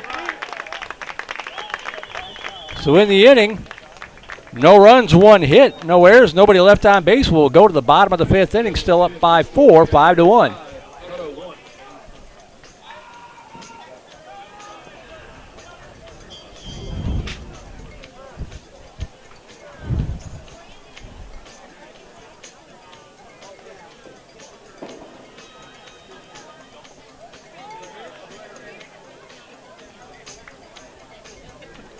Unofficially, Farrow with 67 pitches in the first 5 innings, so he's got plenty of pitches left on the odometer.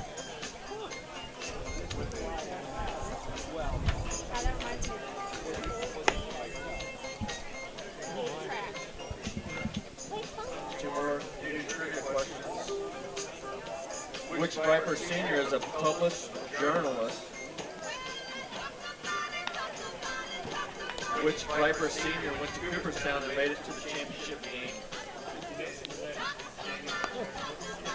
Levi Fletcher will take over pitching duties for Hunter Thompson, who was ejected on the game on the hard slide.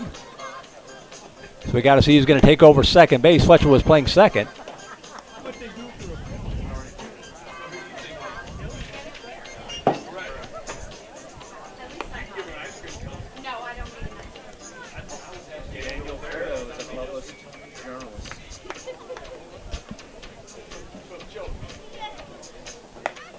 Number 4 now at second base for Hutto. That being, well, that's Hunter Thompson. I thought he was the one ejected.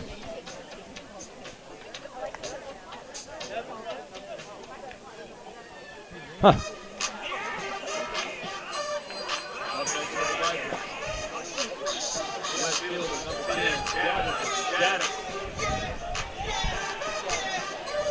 So Thompson playing second base. Levi Fletcher moving from second to take over pitching duties as Gavin Shaddix will lead off the Viper third and promptly pokes one into the left field gap for it's going to get to the wall. Shaddix is going to round first and head to second, and he will pull up there with a leadoff double for Gavin Shaddix.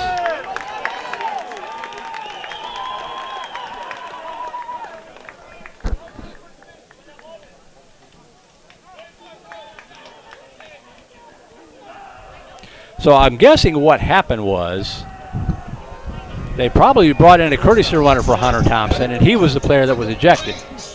That's what Hunter Thompson, the pitcher. That's probably what happened. The courtesy runner was ejected. That's why Thompson is still in the game at second base after coming off the hill. That makes more sense. As Simon Baker will step in and takes the first pitch in there, called strike one. Baker on the night, 1 for 2 with an RBI single, also reached on an error.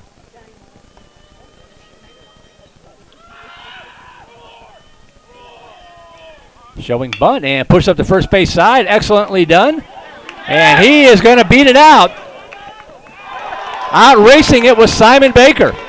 Coming on was the pitcher Fletcher. He got the glove. The first baseman was coming in to try to field the bunt. So nobody was there to cover first. Fletcher laid out, and I think he may put the tag on, but he had the ball in his bare hand. That doesn't work. So the bunt single puts runners at the corners with nobody out for Landon Thomason.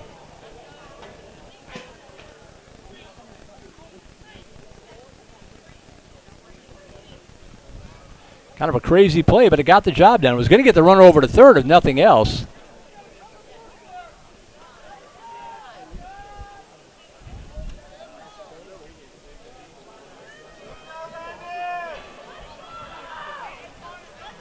Cedar Park over ECU, 15-2. That's a final.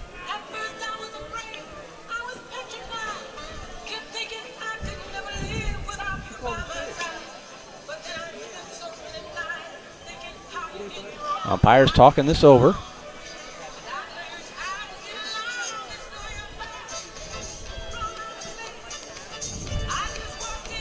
Now, while they discuss that, these were the standings coming into tonight.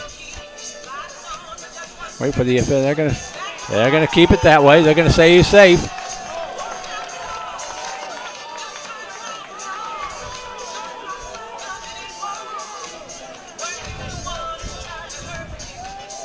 Those are the standings coming into tonight. Right now, Cedar Ridge is leading Westwood.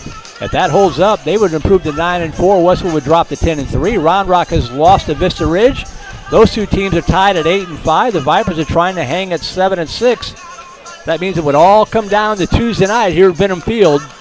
Vandergrift against Round Rock for the final playoff spot in the district, assuming Westwood doesn't come back on Cedar Ridge. But we're not done here yet as Landon Thompson steps in. Runners at the corners, nobody out, up 5-1. And that pitch in the first strike. Strike one. Thompson on the night, 2 for 2 with an RBI single.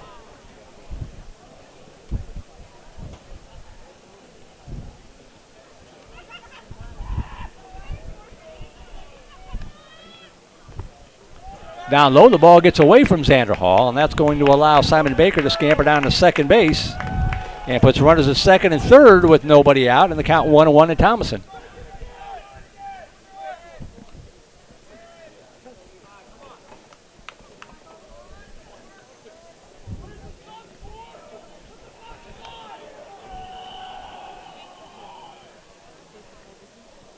Now a base hit would score two. The 1-1 pitch, and that looked awful good, but the umpire says no, we'll take it 2-1.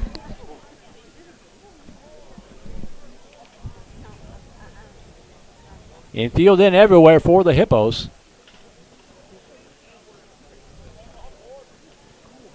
That's going to be under the glove of the shortstop out in the center field. 1-1's going to score. 2 runs are going to score, and a 7-1 Vandegrift. That's the danger of bringing in the infield. The reaction time is so much quicker. 7-1 Vipers.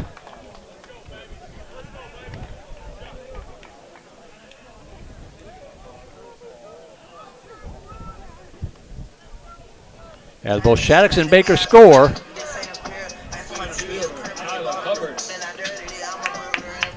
And that'll bring up Tyler Hubbard. Still nobody out. Hubbard 0 for 2 in the night after a good battle in the third inning. Finally retired on strikes for the second time.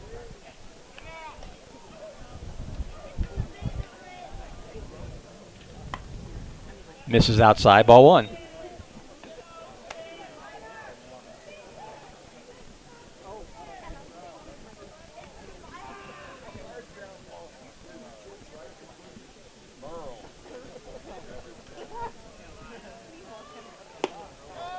Down low 2-0. That was ruled a base hit for Thomason, so he'll get credit for 2 RBIs on the play. 2 balls, no strikes to Hubbard. That's in there for a strike, 2-1.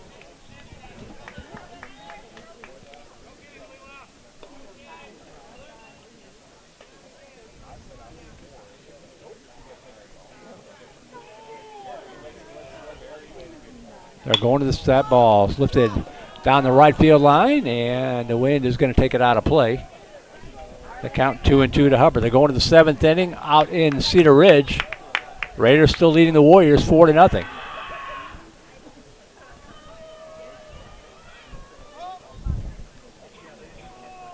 Two balls, 2 strikes to Hubbard.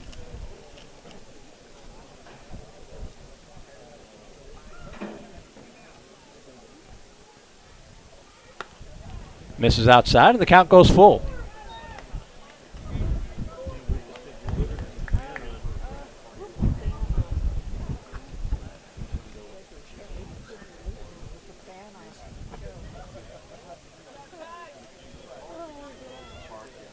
Fouled straight back right at us. Little 3D baseball there, and the count remains 3-2 to Hubbard.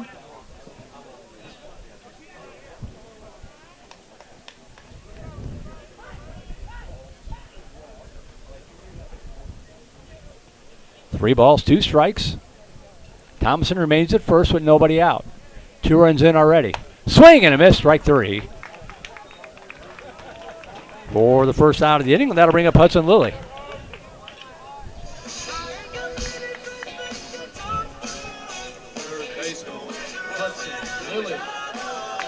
Lilly 1 for 2, singled and scored in the third. That pitch in there for a strike, strike 1.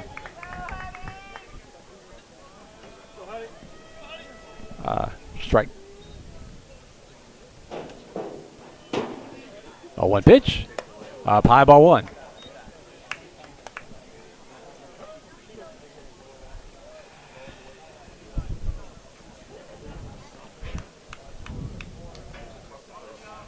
One ball, 1 strike. That ball slapped to the right side. That's going to get down for a base hit. And they're going to hold up Thomason at second base. But Hudson Lilly, 2 for 3 on the night with a single to right field.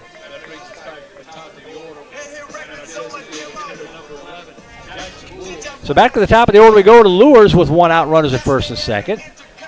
Lures 2 for 3 on the night, including a double back in the first inning.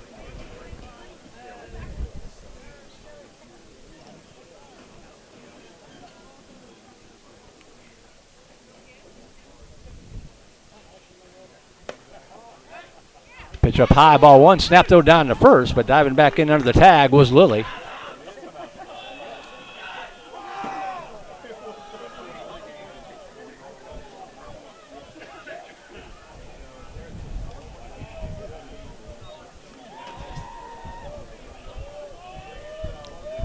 One-oh pitch. Showing Bud, bunts it up in the air, but straight back and up against the screen, and the count goes to 1-1.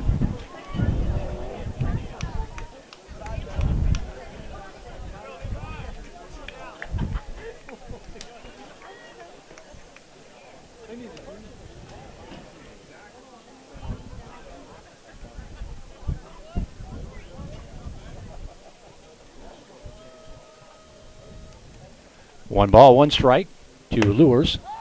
And that ball is going to be thrown out in the center field. But alertly backing it up was Chris Geitzik, and the count now 2-1 to Lures.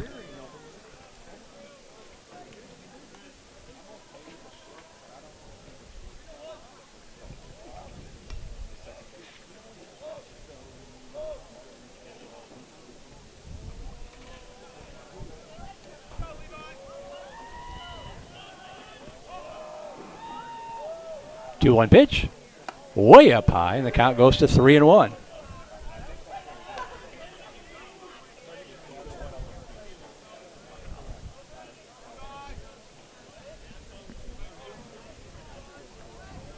Three balls, one strike to Jackson Lures at DH. 7-1 Vandegrift still batting here in the fifth inning. Pitch up high, ball four, and that will bring the winning run to the plate here. The Vipers are closing in on run rule territory.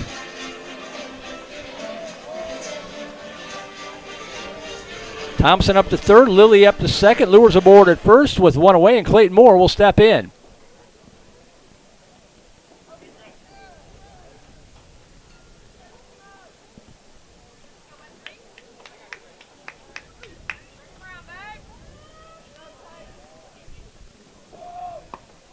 Pitch in there for a strike. Strike one to Moore, who is 1 for 3 in the night, singled and scored in the third inning.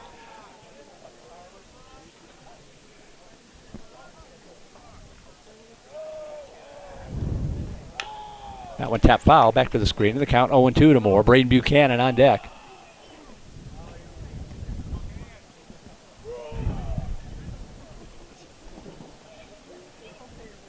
Westwood down to their final out up at Cedar Ridge. Still trailing at 4-0 with the runner at first base. That ball off the bat handle in the shallow left field. It's going to drop in there for a base hit. Runners had to hold, but nobody could get anybody else anywhere out. So Clayton Moore will get a bloop single RBI. Landon Thomason will score to make it 8-1. Lilly up to third base. Lures up to second. Moore aboard. That'll bring up Braden Buchanan. An extra base hit could end it.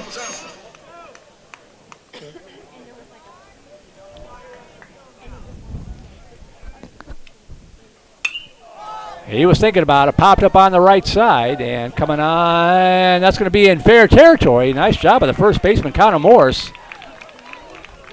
Wynn really playing tricks with it, but Morris stayed with it all the way for out number 2.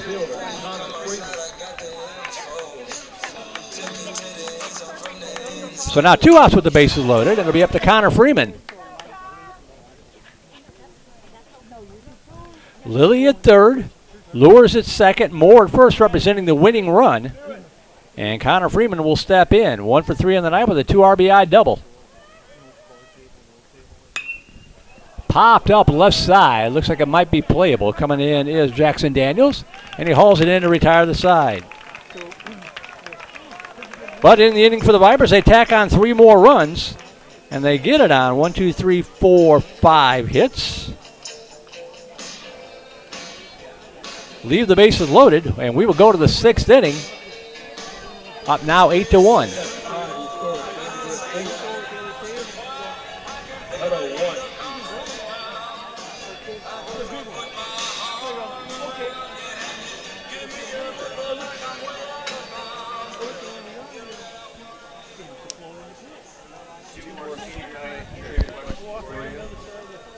Which Viper senior has the nickname Wilson? And it looks like Daniel Farrell's night is going to be done here.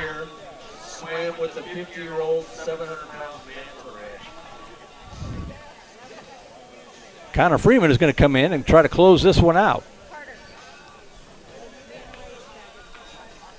Give you his numbers here and then give you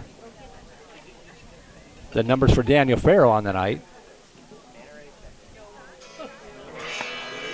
There we go. Connor Freeman making his 9th appearance of the season with a record of 5-1, 35 innings pitched, giving up 32 hits, 18 runs, 16 of those earned. He struck out 39, walked 21, and has an ERA of 3.20. Not eligible for a save here, but his job is to come in and get these final 6 outs and get this one in the books.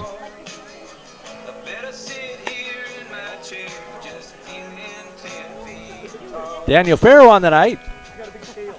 Pitched 5 innings, scattered 4 hits, struck out 6, walked 1, did hit a batter. Unofficially 67 pitches, 50 for strikes, 17 for balls. And the 1 run, I believe, is unearned for Farrell. So he's in great shape to get the win tonight if Connor Freeman can take care of business and shut down the Hippos for these final 2 innings. He'll be facing the 3, 4, and 5 hitters. Boehm, Hall, and Morris due up here for Hutto.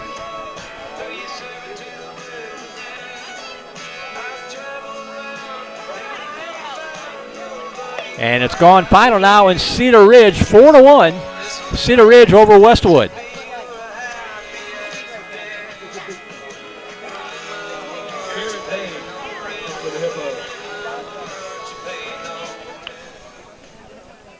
So that means that Cedar Ridge is in the playoffs. Vista Ridge is in the playoffs.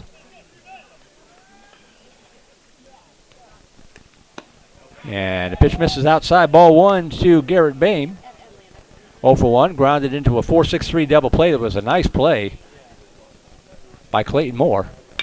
That ball hit in the air to the left side, pretty well tagged, but going back, and it is going to be gone. Wow. Got out of here. Garrett Boehm with a leadoff home run, and that makes it 8-2.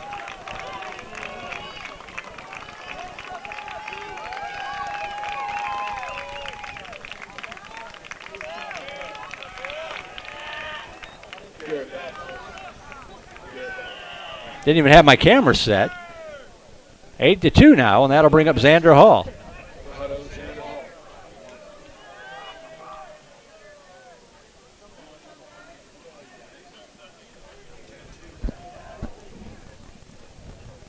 Hall in the night, 1 for 2, and the pitch up high, ball 1.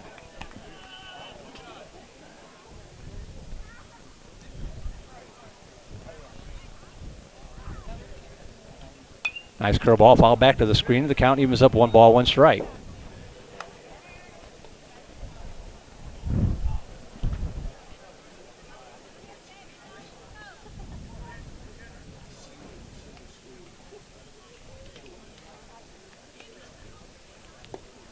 Misses inside, 2-1.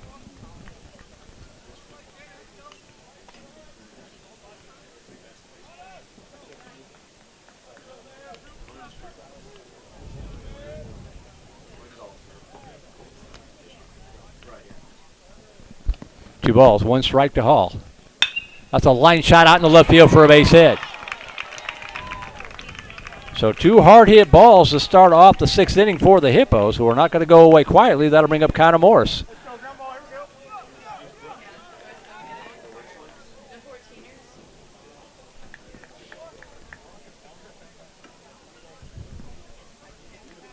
Probably going to be Jeremy Garcia running for the catcher Hall again. Yep, that is the case.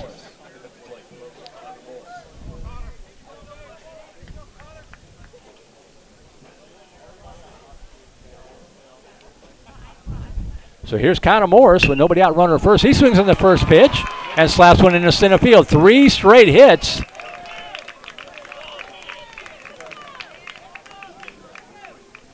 And the Hippos have runners at first and second. Aiden Alvarez will step in.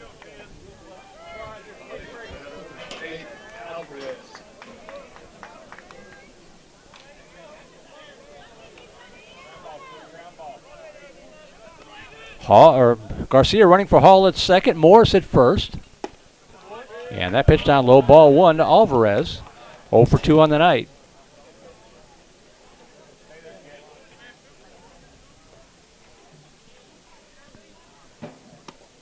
Paints the outside corner for a strike. 1 ball, 1 strike.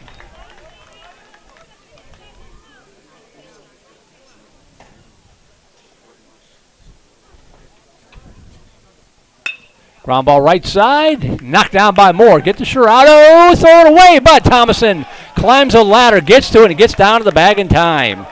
That was close.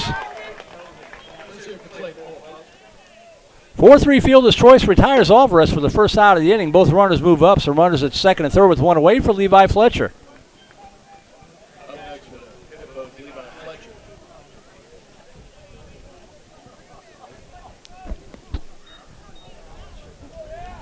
Fletcher 0 for 1 in the night, flew out to left, also walked in the 4th inning.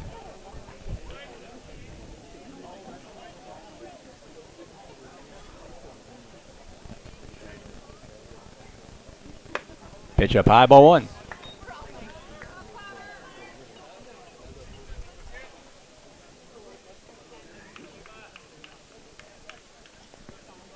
That one gets back to the backstop and dives. Buchanan gets to it and throw unable to be gotten to in time.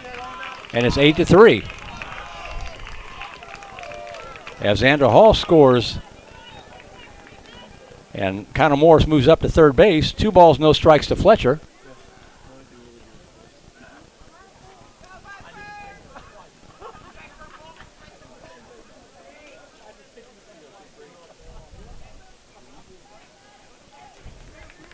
So Morris at third with 2 runs in. 2 balls, no strikes here to Fletcher, and the pitch up high, ball 3. Activity starting up now in the Viper bullpen. That's a strike. 3 balls, 1 strike to Fletcher.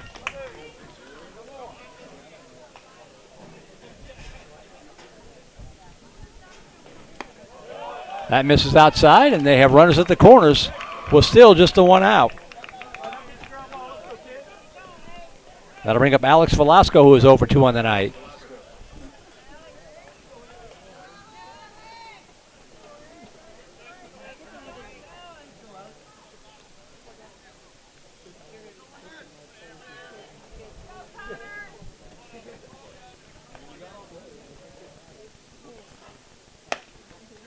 Pitch up high, ball 1.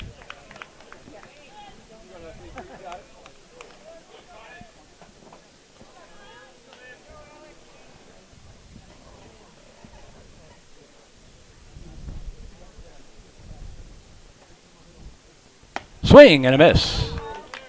For a strike, 1 ball, 1 strike.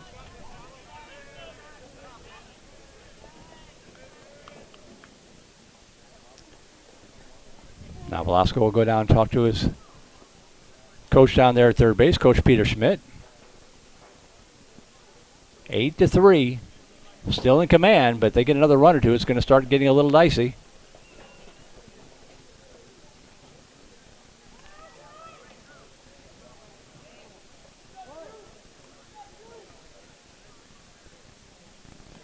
One pitch. Foul out of play, and they count 1-2.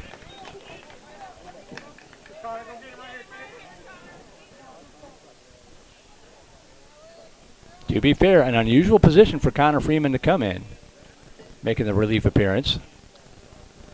Toss over to first, and that ball's going to be thrown away, and that's going to allow the 4th run to come in. Running second, heading for third is going to be Levi Fletcher, and he's going to make it easily. 8-4.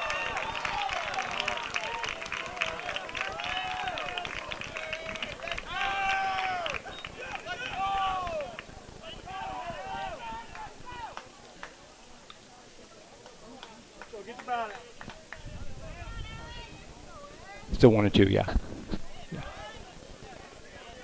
So the count remains 1-2 to Velasco. Now Fletcher over at third base with 1 out. The pitch from Freeman.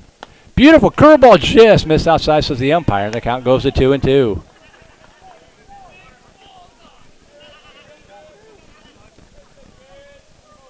The pitch.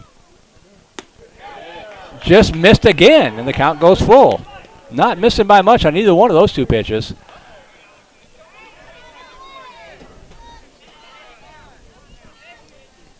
3-2 pitch. Ground ball left side. Lily Scott is going to come home. The throw is not going to be in time. 8-5.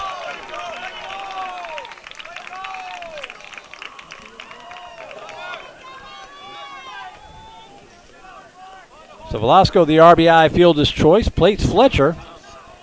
Still with one out. Runner at first base, and that'll bring up Hunter Thompson. 4 runs in the inning.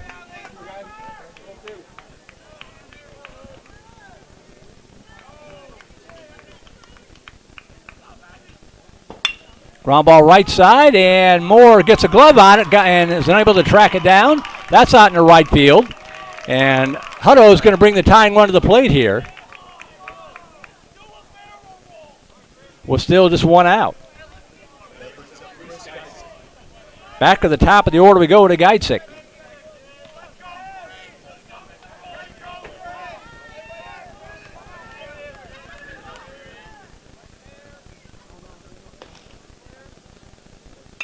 Curveball lifted foul down the third base side and out of play. Strike one. Geitzik 2 for 3 on the night. Check that, 1 for 3 on the night, pardon me.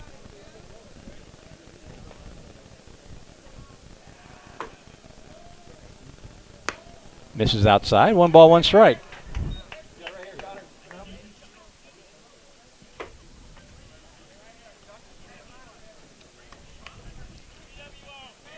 One pitch. Line shot into the glove of Baker, over to second for the double play, and the Viper defense makes a stand on a rocket. Great play by Simon Baker. He speared it, and Clayton Moore alert.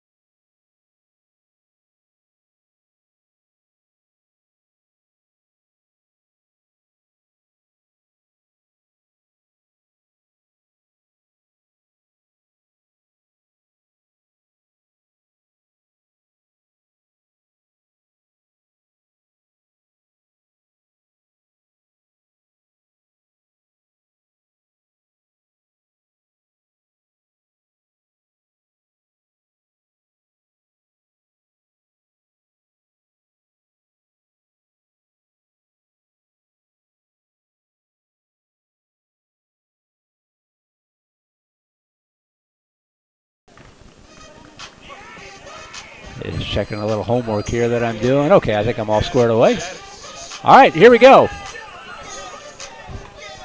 Shaddix to lead it off.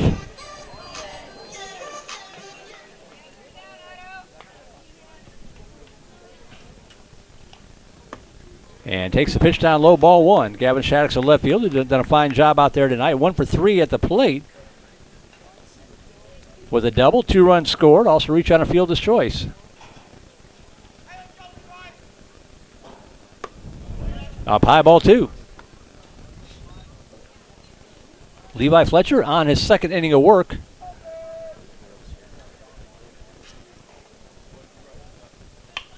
Popped up, back out of play in the count, 2-1. 8 runs on 14 hits, 1 error for VandeGrift.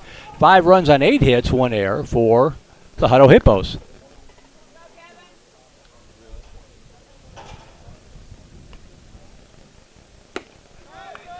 Catches the outside corner in the count, 2-2 to Shaddix. Bowie's caught Hayes. They're tied up 4-4, bottom of the 7th inning. Swung on, pop foul. And the count remains 2-2 to Shaddix. Bottom of the 7th in Leander. Liberty Hill leading 14-8. 2-2 pitch. Chopper left side. It's going to get out in the left field for a base hit. So Shattuck's hot hitting continues as he slaps one to left, and that'll bring up Simon Baker.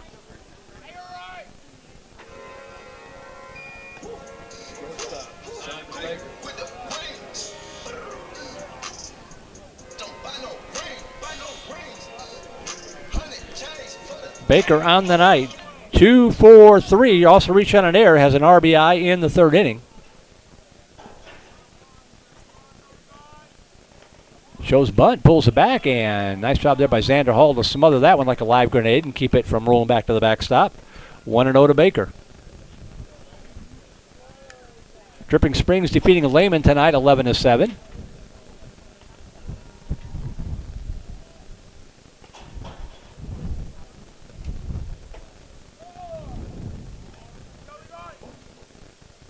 One old pitch. Down low, ball 2.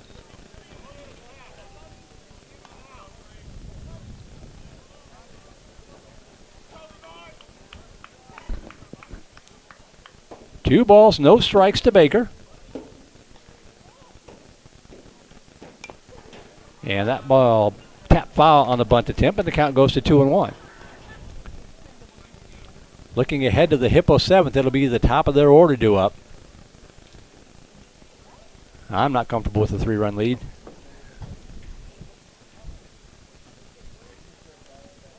Two 1 pitch.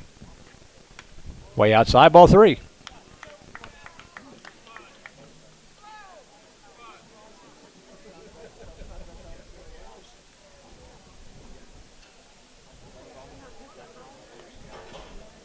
Three balls, 1 strike. Pushes the bunt, and it's going to just roll foul. And the count will go full now to Simon Baker.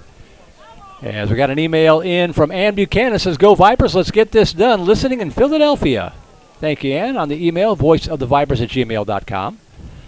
I bet it's warmer down here than it is in Philadelphia.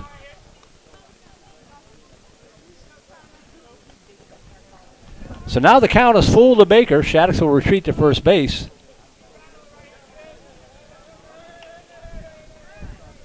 Three balls, 2 strikes. Down low, ball 4, and the Vipers have the first 2 base runners aboard here in the 6th inning. A single and a walk sets the tables for Landon Thomason.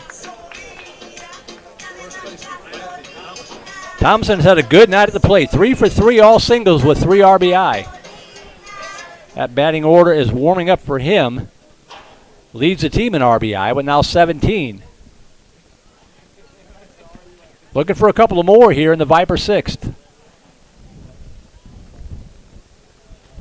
Although he might be putting it down to try to push those runners aboard a scoring position for Hubbard. That ball slapped down the right field line. It's going to be trouble if it's fair. It is fair. It's going to roll to the corner. 1 runner is going to score. Shattuck comes in. Baker is going to hold up at third. It's an RBI double to right field off the bat of Landon Thomason. Vandergrift gets at least one of them back, 9-5.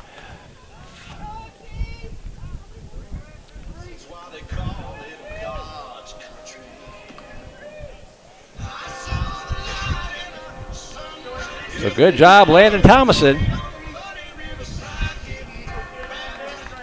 As Shattuck scores, Baker up to third. And MD Conner going to pinch hit here for Tyler Hubbard.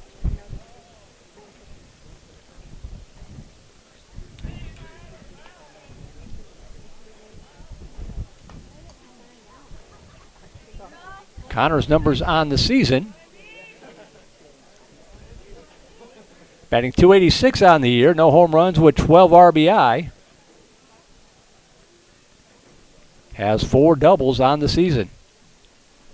We'll step in here with Baker at third, Thomason at second, nobody out, 1 run in.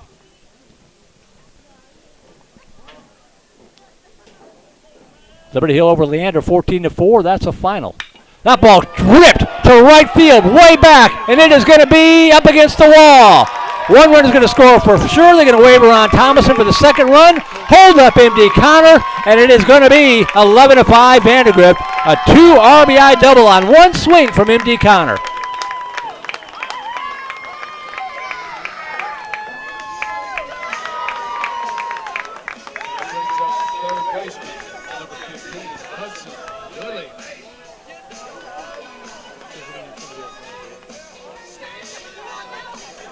Well, that's what you like to see. The Vipers with a bad inning in the top of the 6th inning come roaring right back. 3 runs so far. And now Tyler Hubbard is going to come in and run for Connor.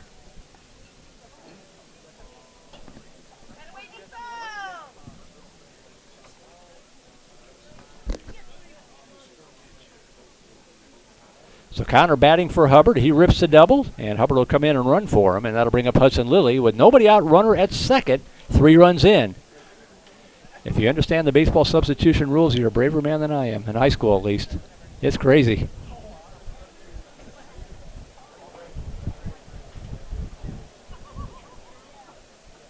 Yeah, it looks like we are going to have a pitching change here for the Hippos. Number 9 going to pitch. That is the third baseman, Aiden Pollard Torres. Third pitcher of the night for the Hippos.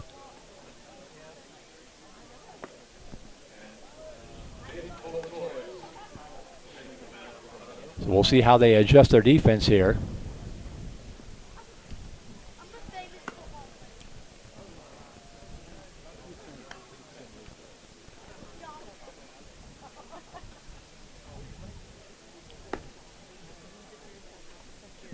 If this score holds up,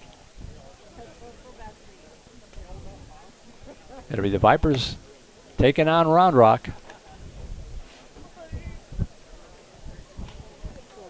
for the 4th and final playoff spot.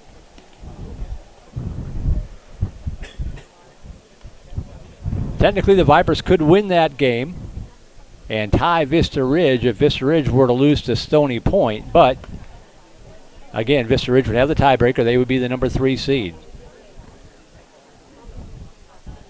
So if the Vipers can get into playoffs, it looks like a first-round playoff date probably against Lake Travis. Worry about that if and when it happens.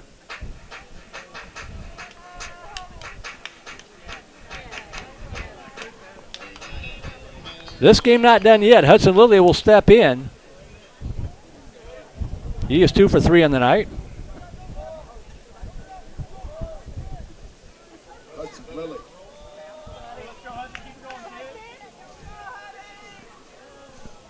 Hubbard running at second base.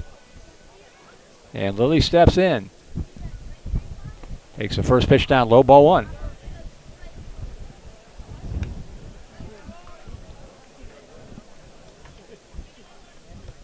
Hunter Thompson is now playing third base.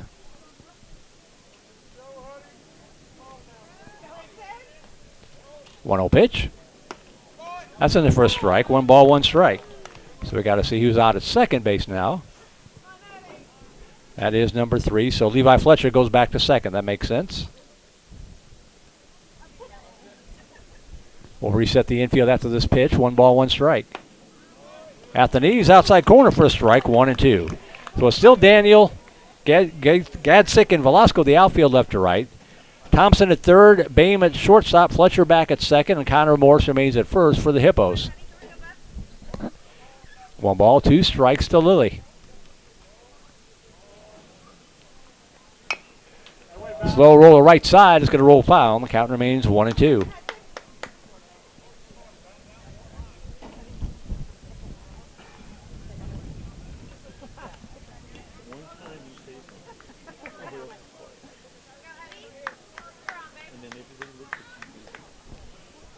One ball, 2 strikes.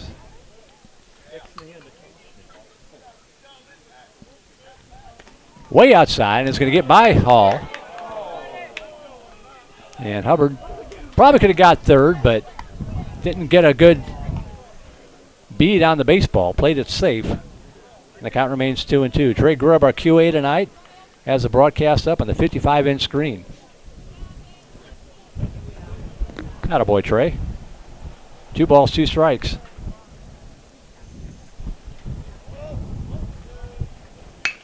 Up the middle, knocked down. They got the runner hung up between second and third. They're going to run him back, and the shuttle pass down. They get him.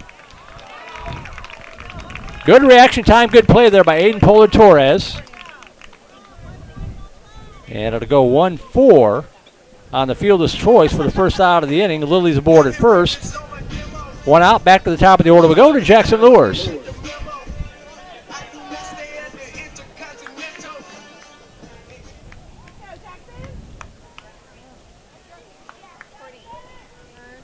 So Lily aboard at first. Lures will step in with one away.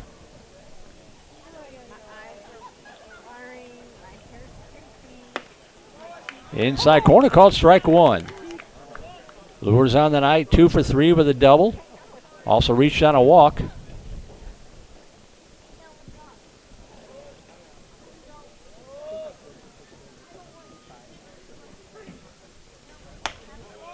Misses outside. The county was up 1 ball, 1 strike.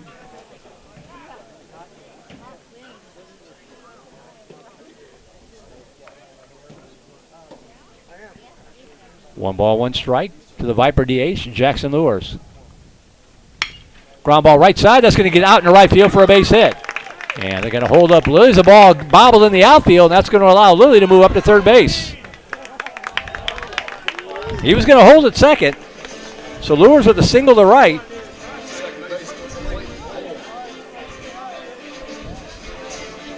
Lily will move up to third on the air in the right fielder. So runners at the corners with 1 away for Clayton Moore.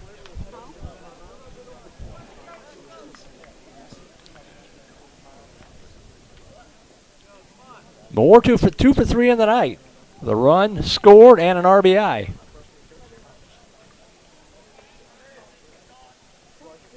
Who shows bunt, and little chin music there, brushes him back, up high, ball 1.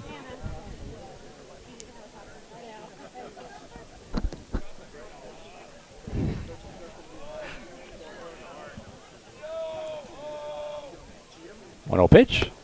Misses outside, 2-0.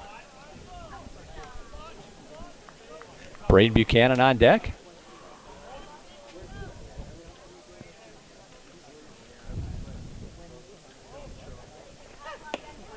This is down low, ball 3. 3 balls, no strikes to Moore.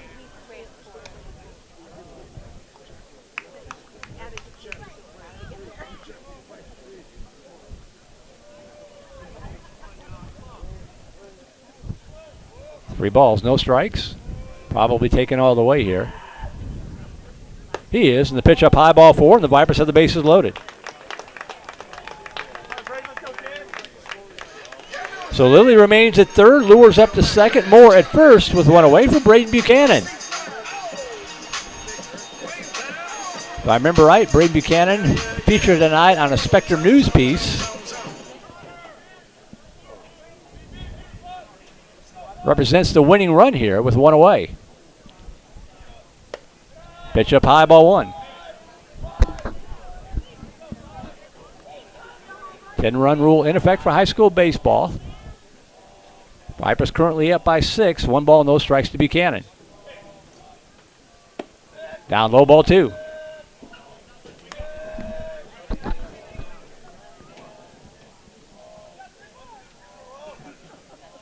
Two balls, no strikes. Hitter's pitch coming here to Buchanan.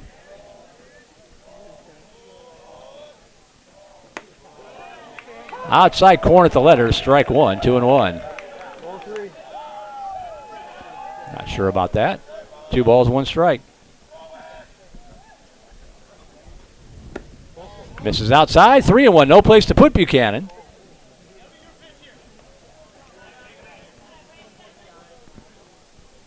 Three balls, 1 strike. The pitch. Ooh, had a cut, fouls it out of play, and the count goes full.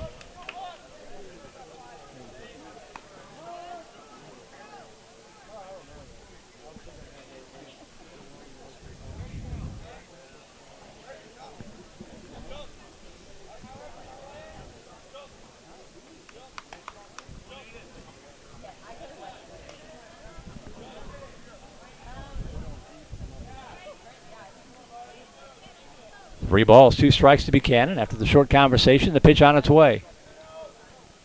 Missed outside, ball 4, and that'll walk in a run. So Buchanan gets an RBI the easy way as Hudson Lilly will trot home.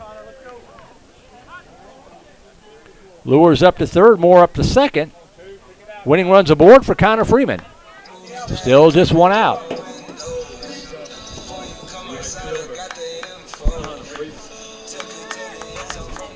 Freeman 1 for 4 on the night with a 2 RBI double back in the 3rd inning.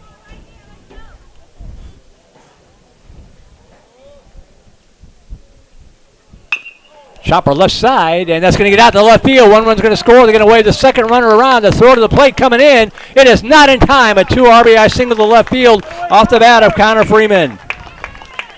That makes it 14-5. As both Lures and Moore score.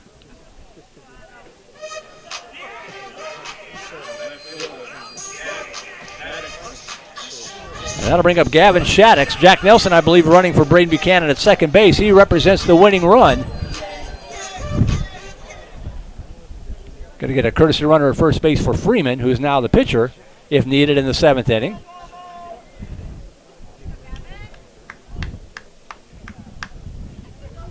Running at first base is going to be Cole Wisson.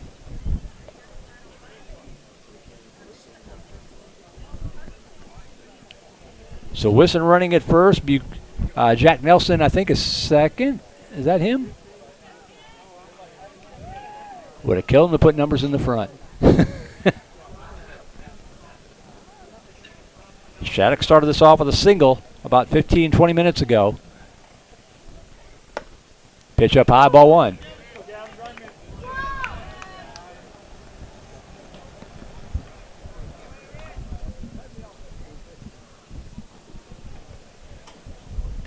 One 0 pitch. Down low, 2-0.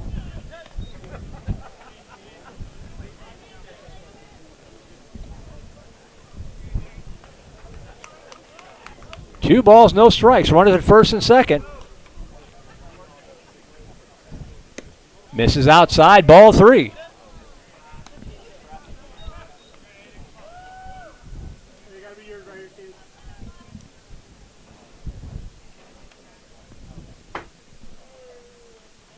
Shattuck's probably taken all the way, 3-0 pitch, and swing, that shows that I know, swings on 3-0, and lifts a foul ball down the left field line for strike 1.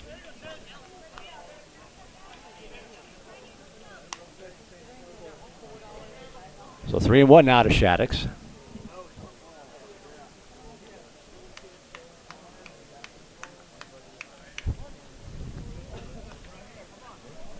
Three balls, 1 strike to Shattuck's.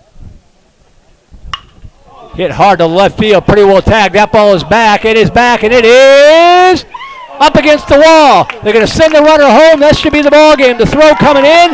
It is not in time, and the Vipers win it 15-5.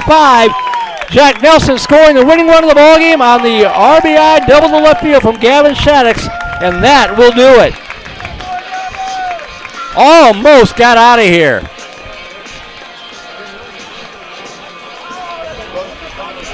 (15-5) in 6 innings. The Vipers will live to see another day Tuesday night against Round Rock for all the marbles.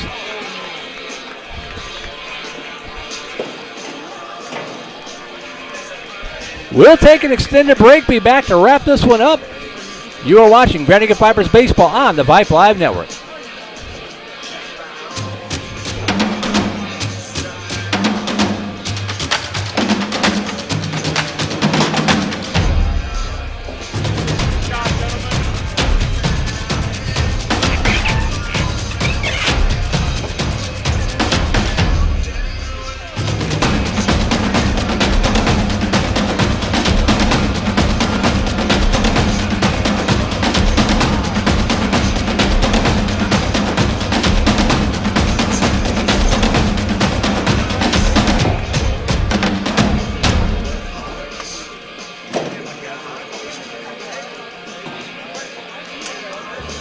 Become a Vype Insider today. Access breaking news in high school sports. Enjoy premium articles and exclusive coverage written by expert analysts, and watch exclusive videos, documentaries on programs in your area.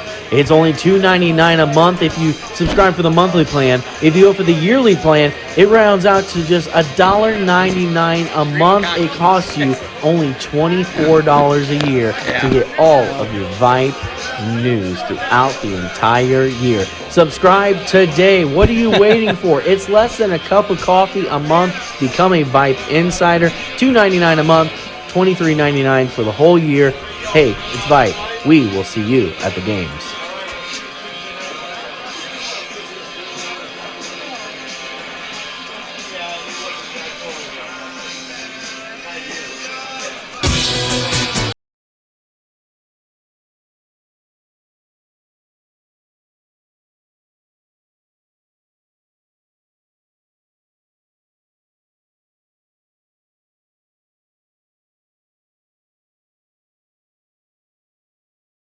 a rockin' Venom Field. The Vandegrifts Vipers with the big win tonight by a final score of 15-5. They get the win in 6 innings. Have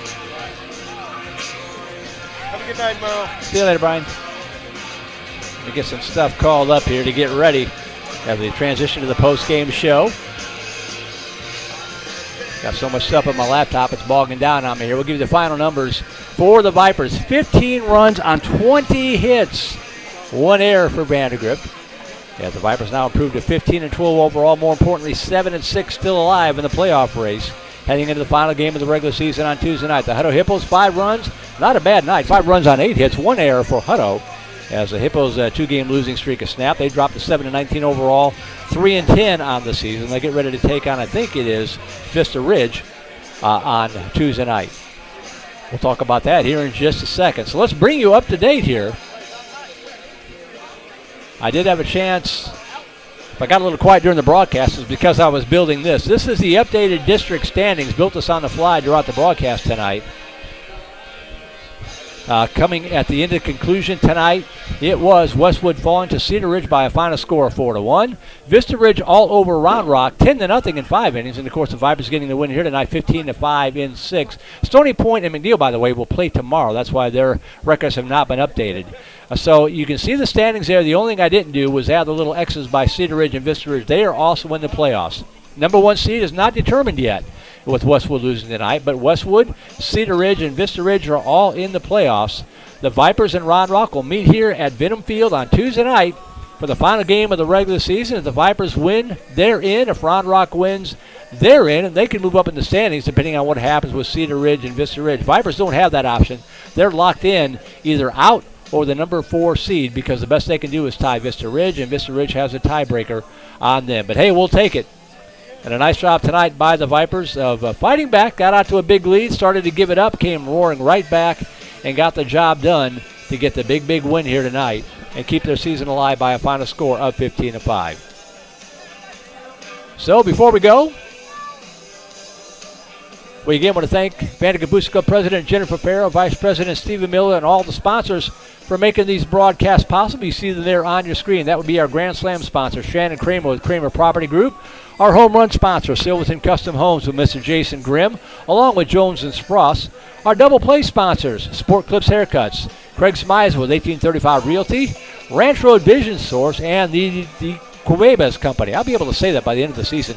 And our single play sponsors, Pediatric Dentistry of Steiner Ranch, Trent Reynolds Player Development, Steiner Dental, Pinnacle Sports Performance and Rehabilitation, Candalia Haley Dance Hall, Tomlin Family Orthodontics, Steiner Wellness and Nutrition, and Southstar Bank, along with our Vype Network sponsor. That would be Academy Sports and Outdoors. So that's going to do it for us tonight. And again, we will be back with you on Tuesday night as the Vipers will get ready to take on the Round Rock Rangers. The Vipers opened up district play with a win over Round Rock way back in late February, I think that was, and they will book in the season with the Dragons coming here to Venom Field for all the marbles. Winners in the playoffs, loser is out. So we'll be back with you for that one here from Venom Field as the Vipers close out the regular season against the Round Rock Dragons. Pre-game will begin at roughly 6:50 or so, give or take a couple minutes. But for now, on behalf of our QA this evening, Mr. Trey Grubb, thank you, Trey, for all of your help, making sure that we were staying on the air, looking and sounding as good as we possibly could. Give a shout out to my mom tuned in from the great state of Illinois.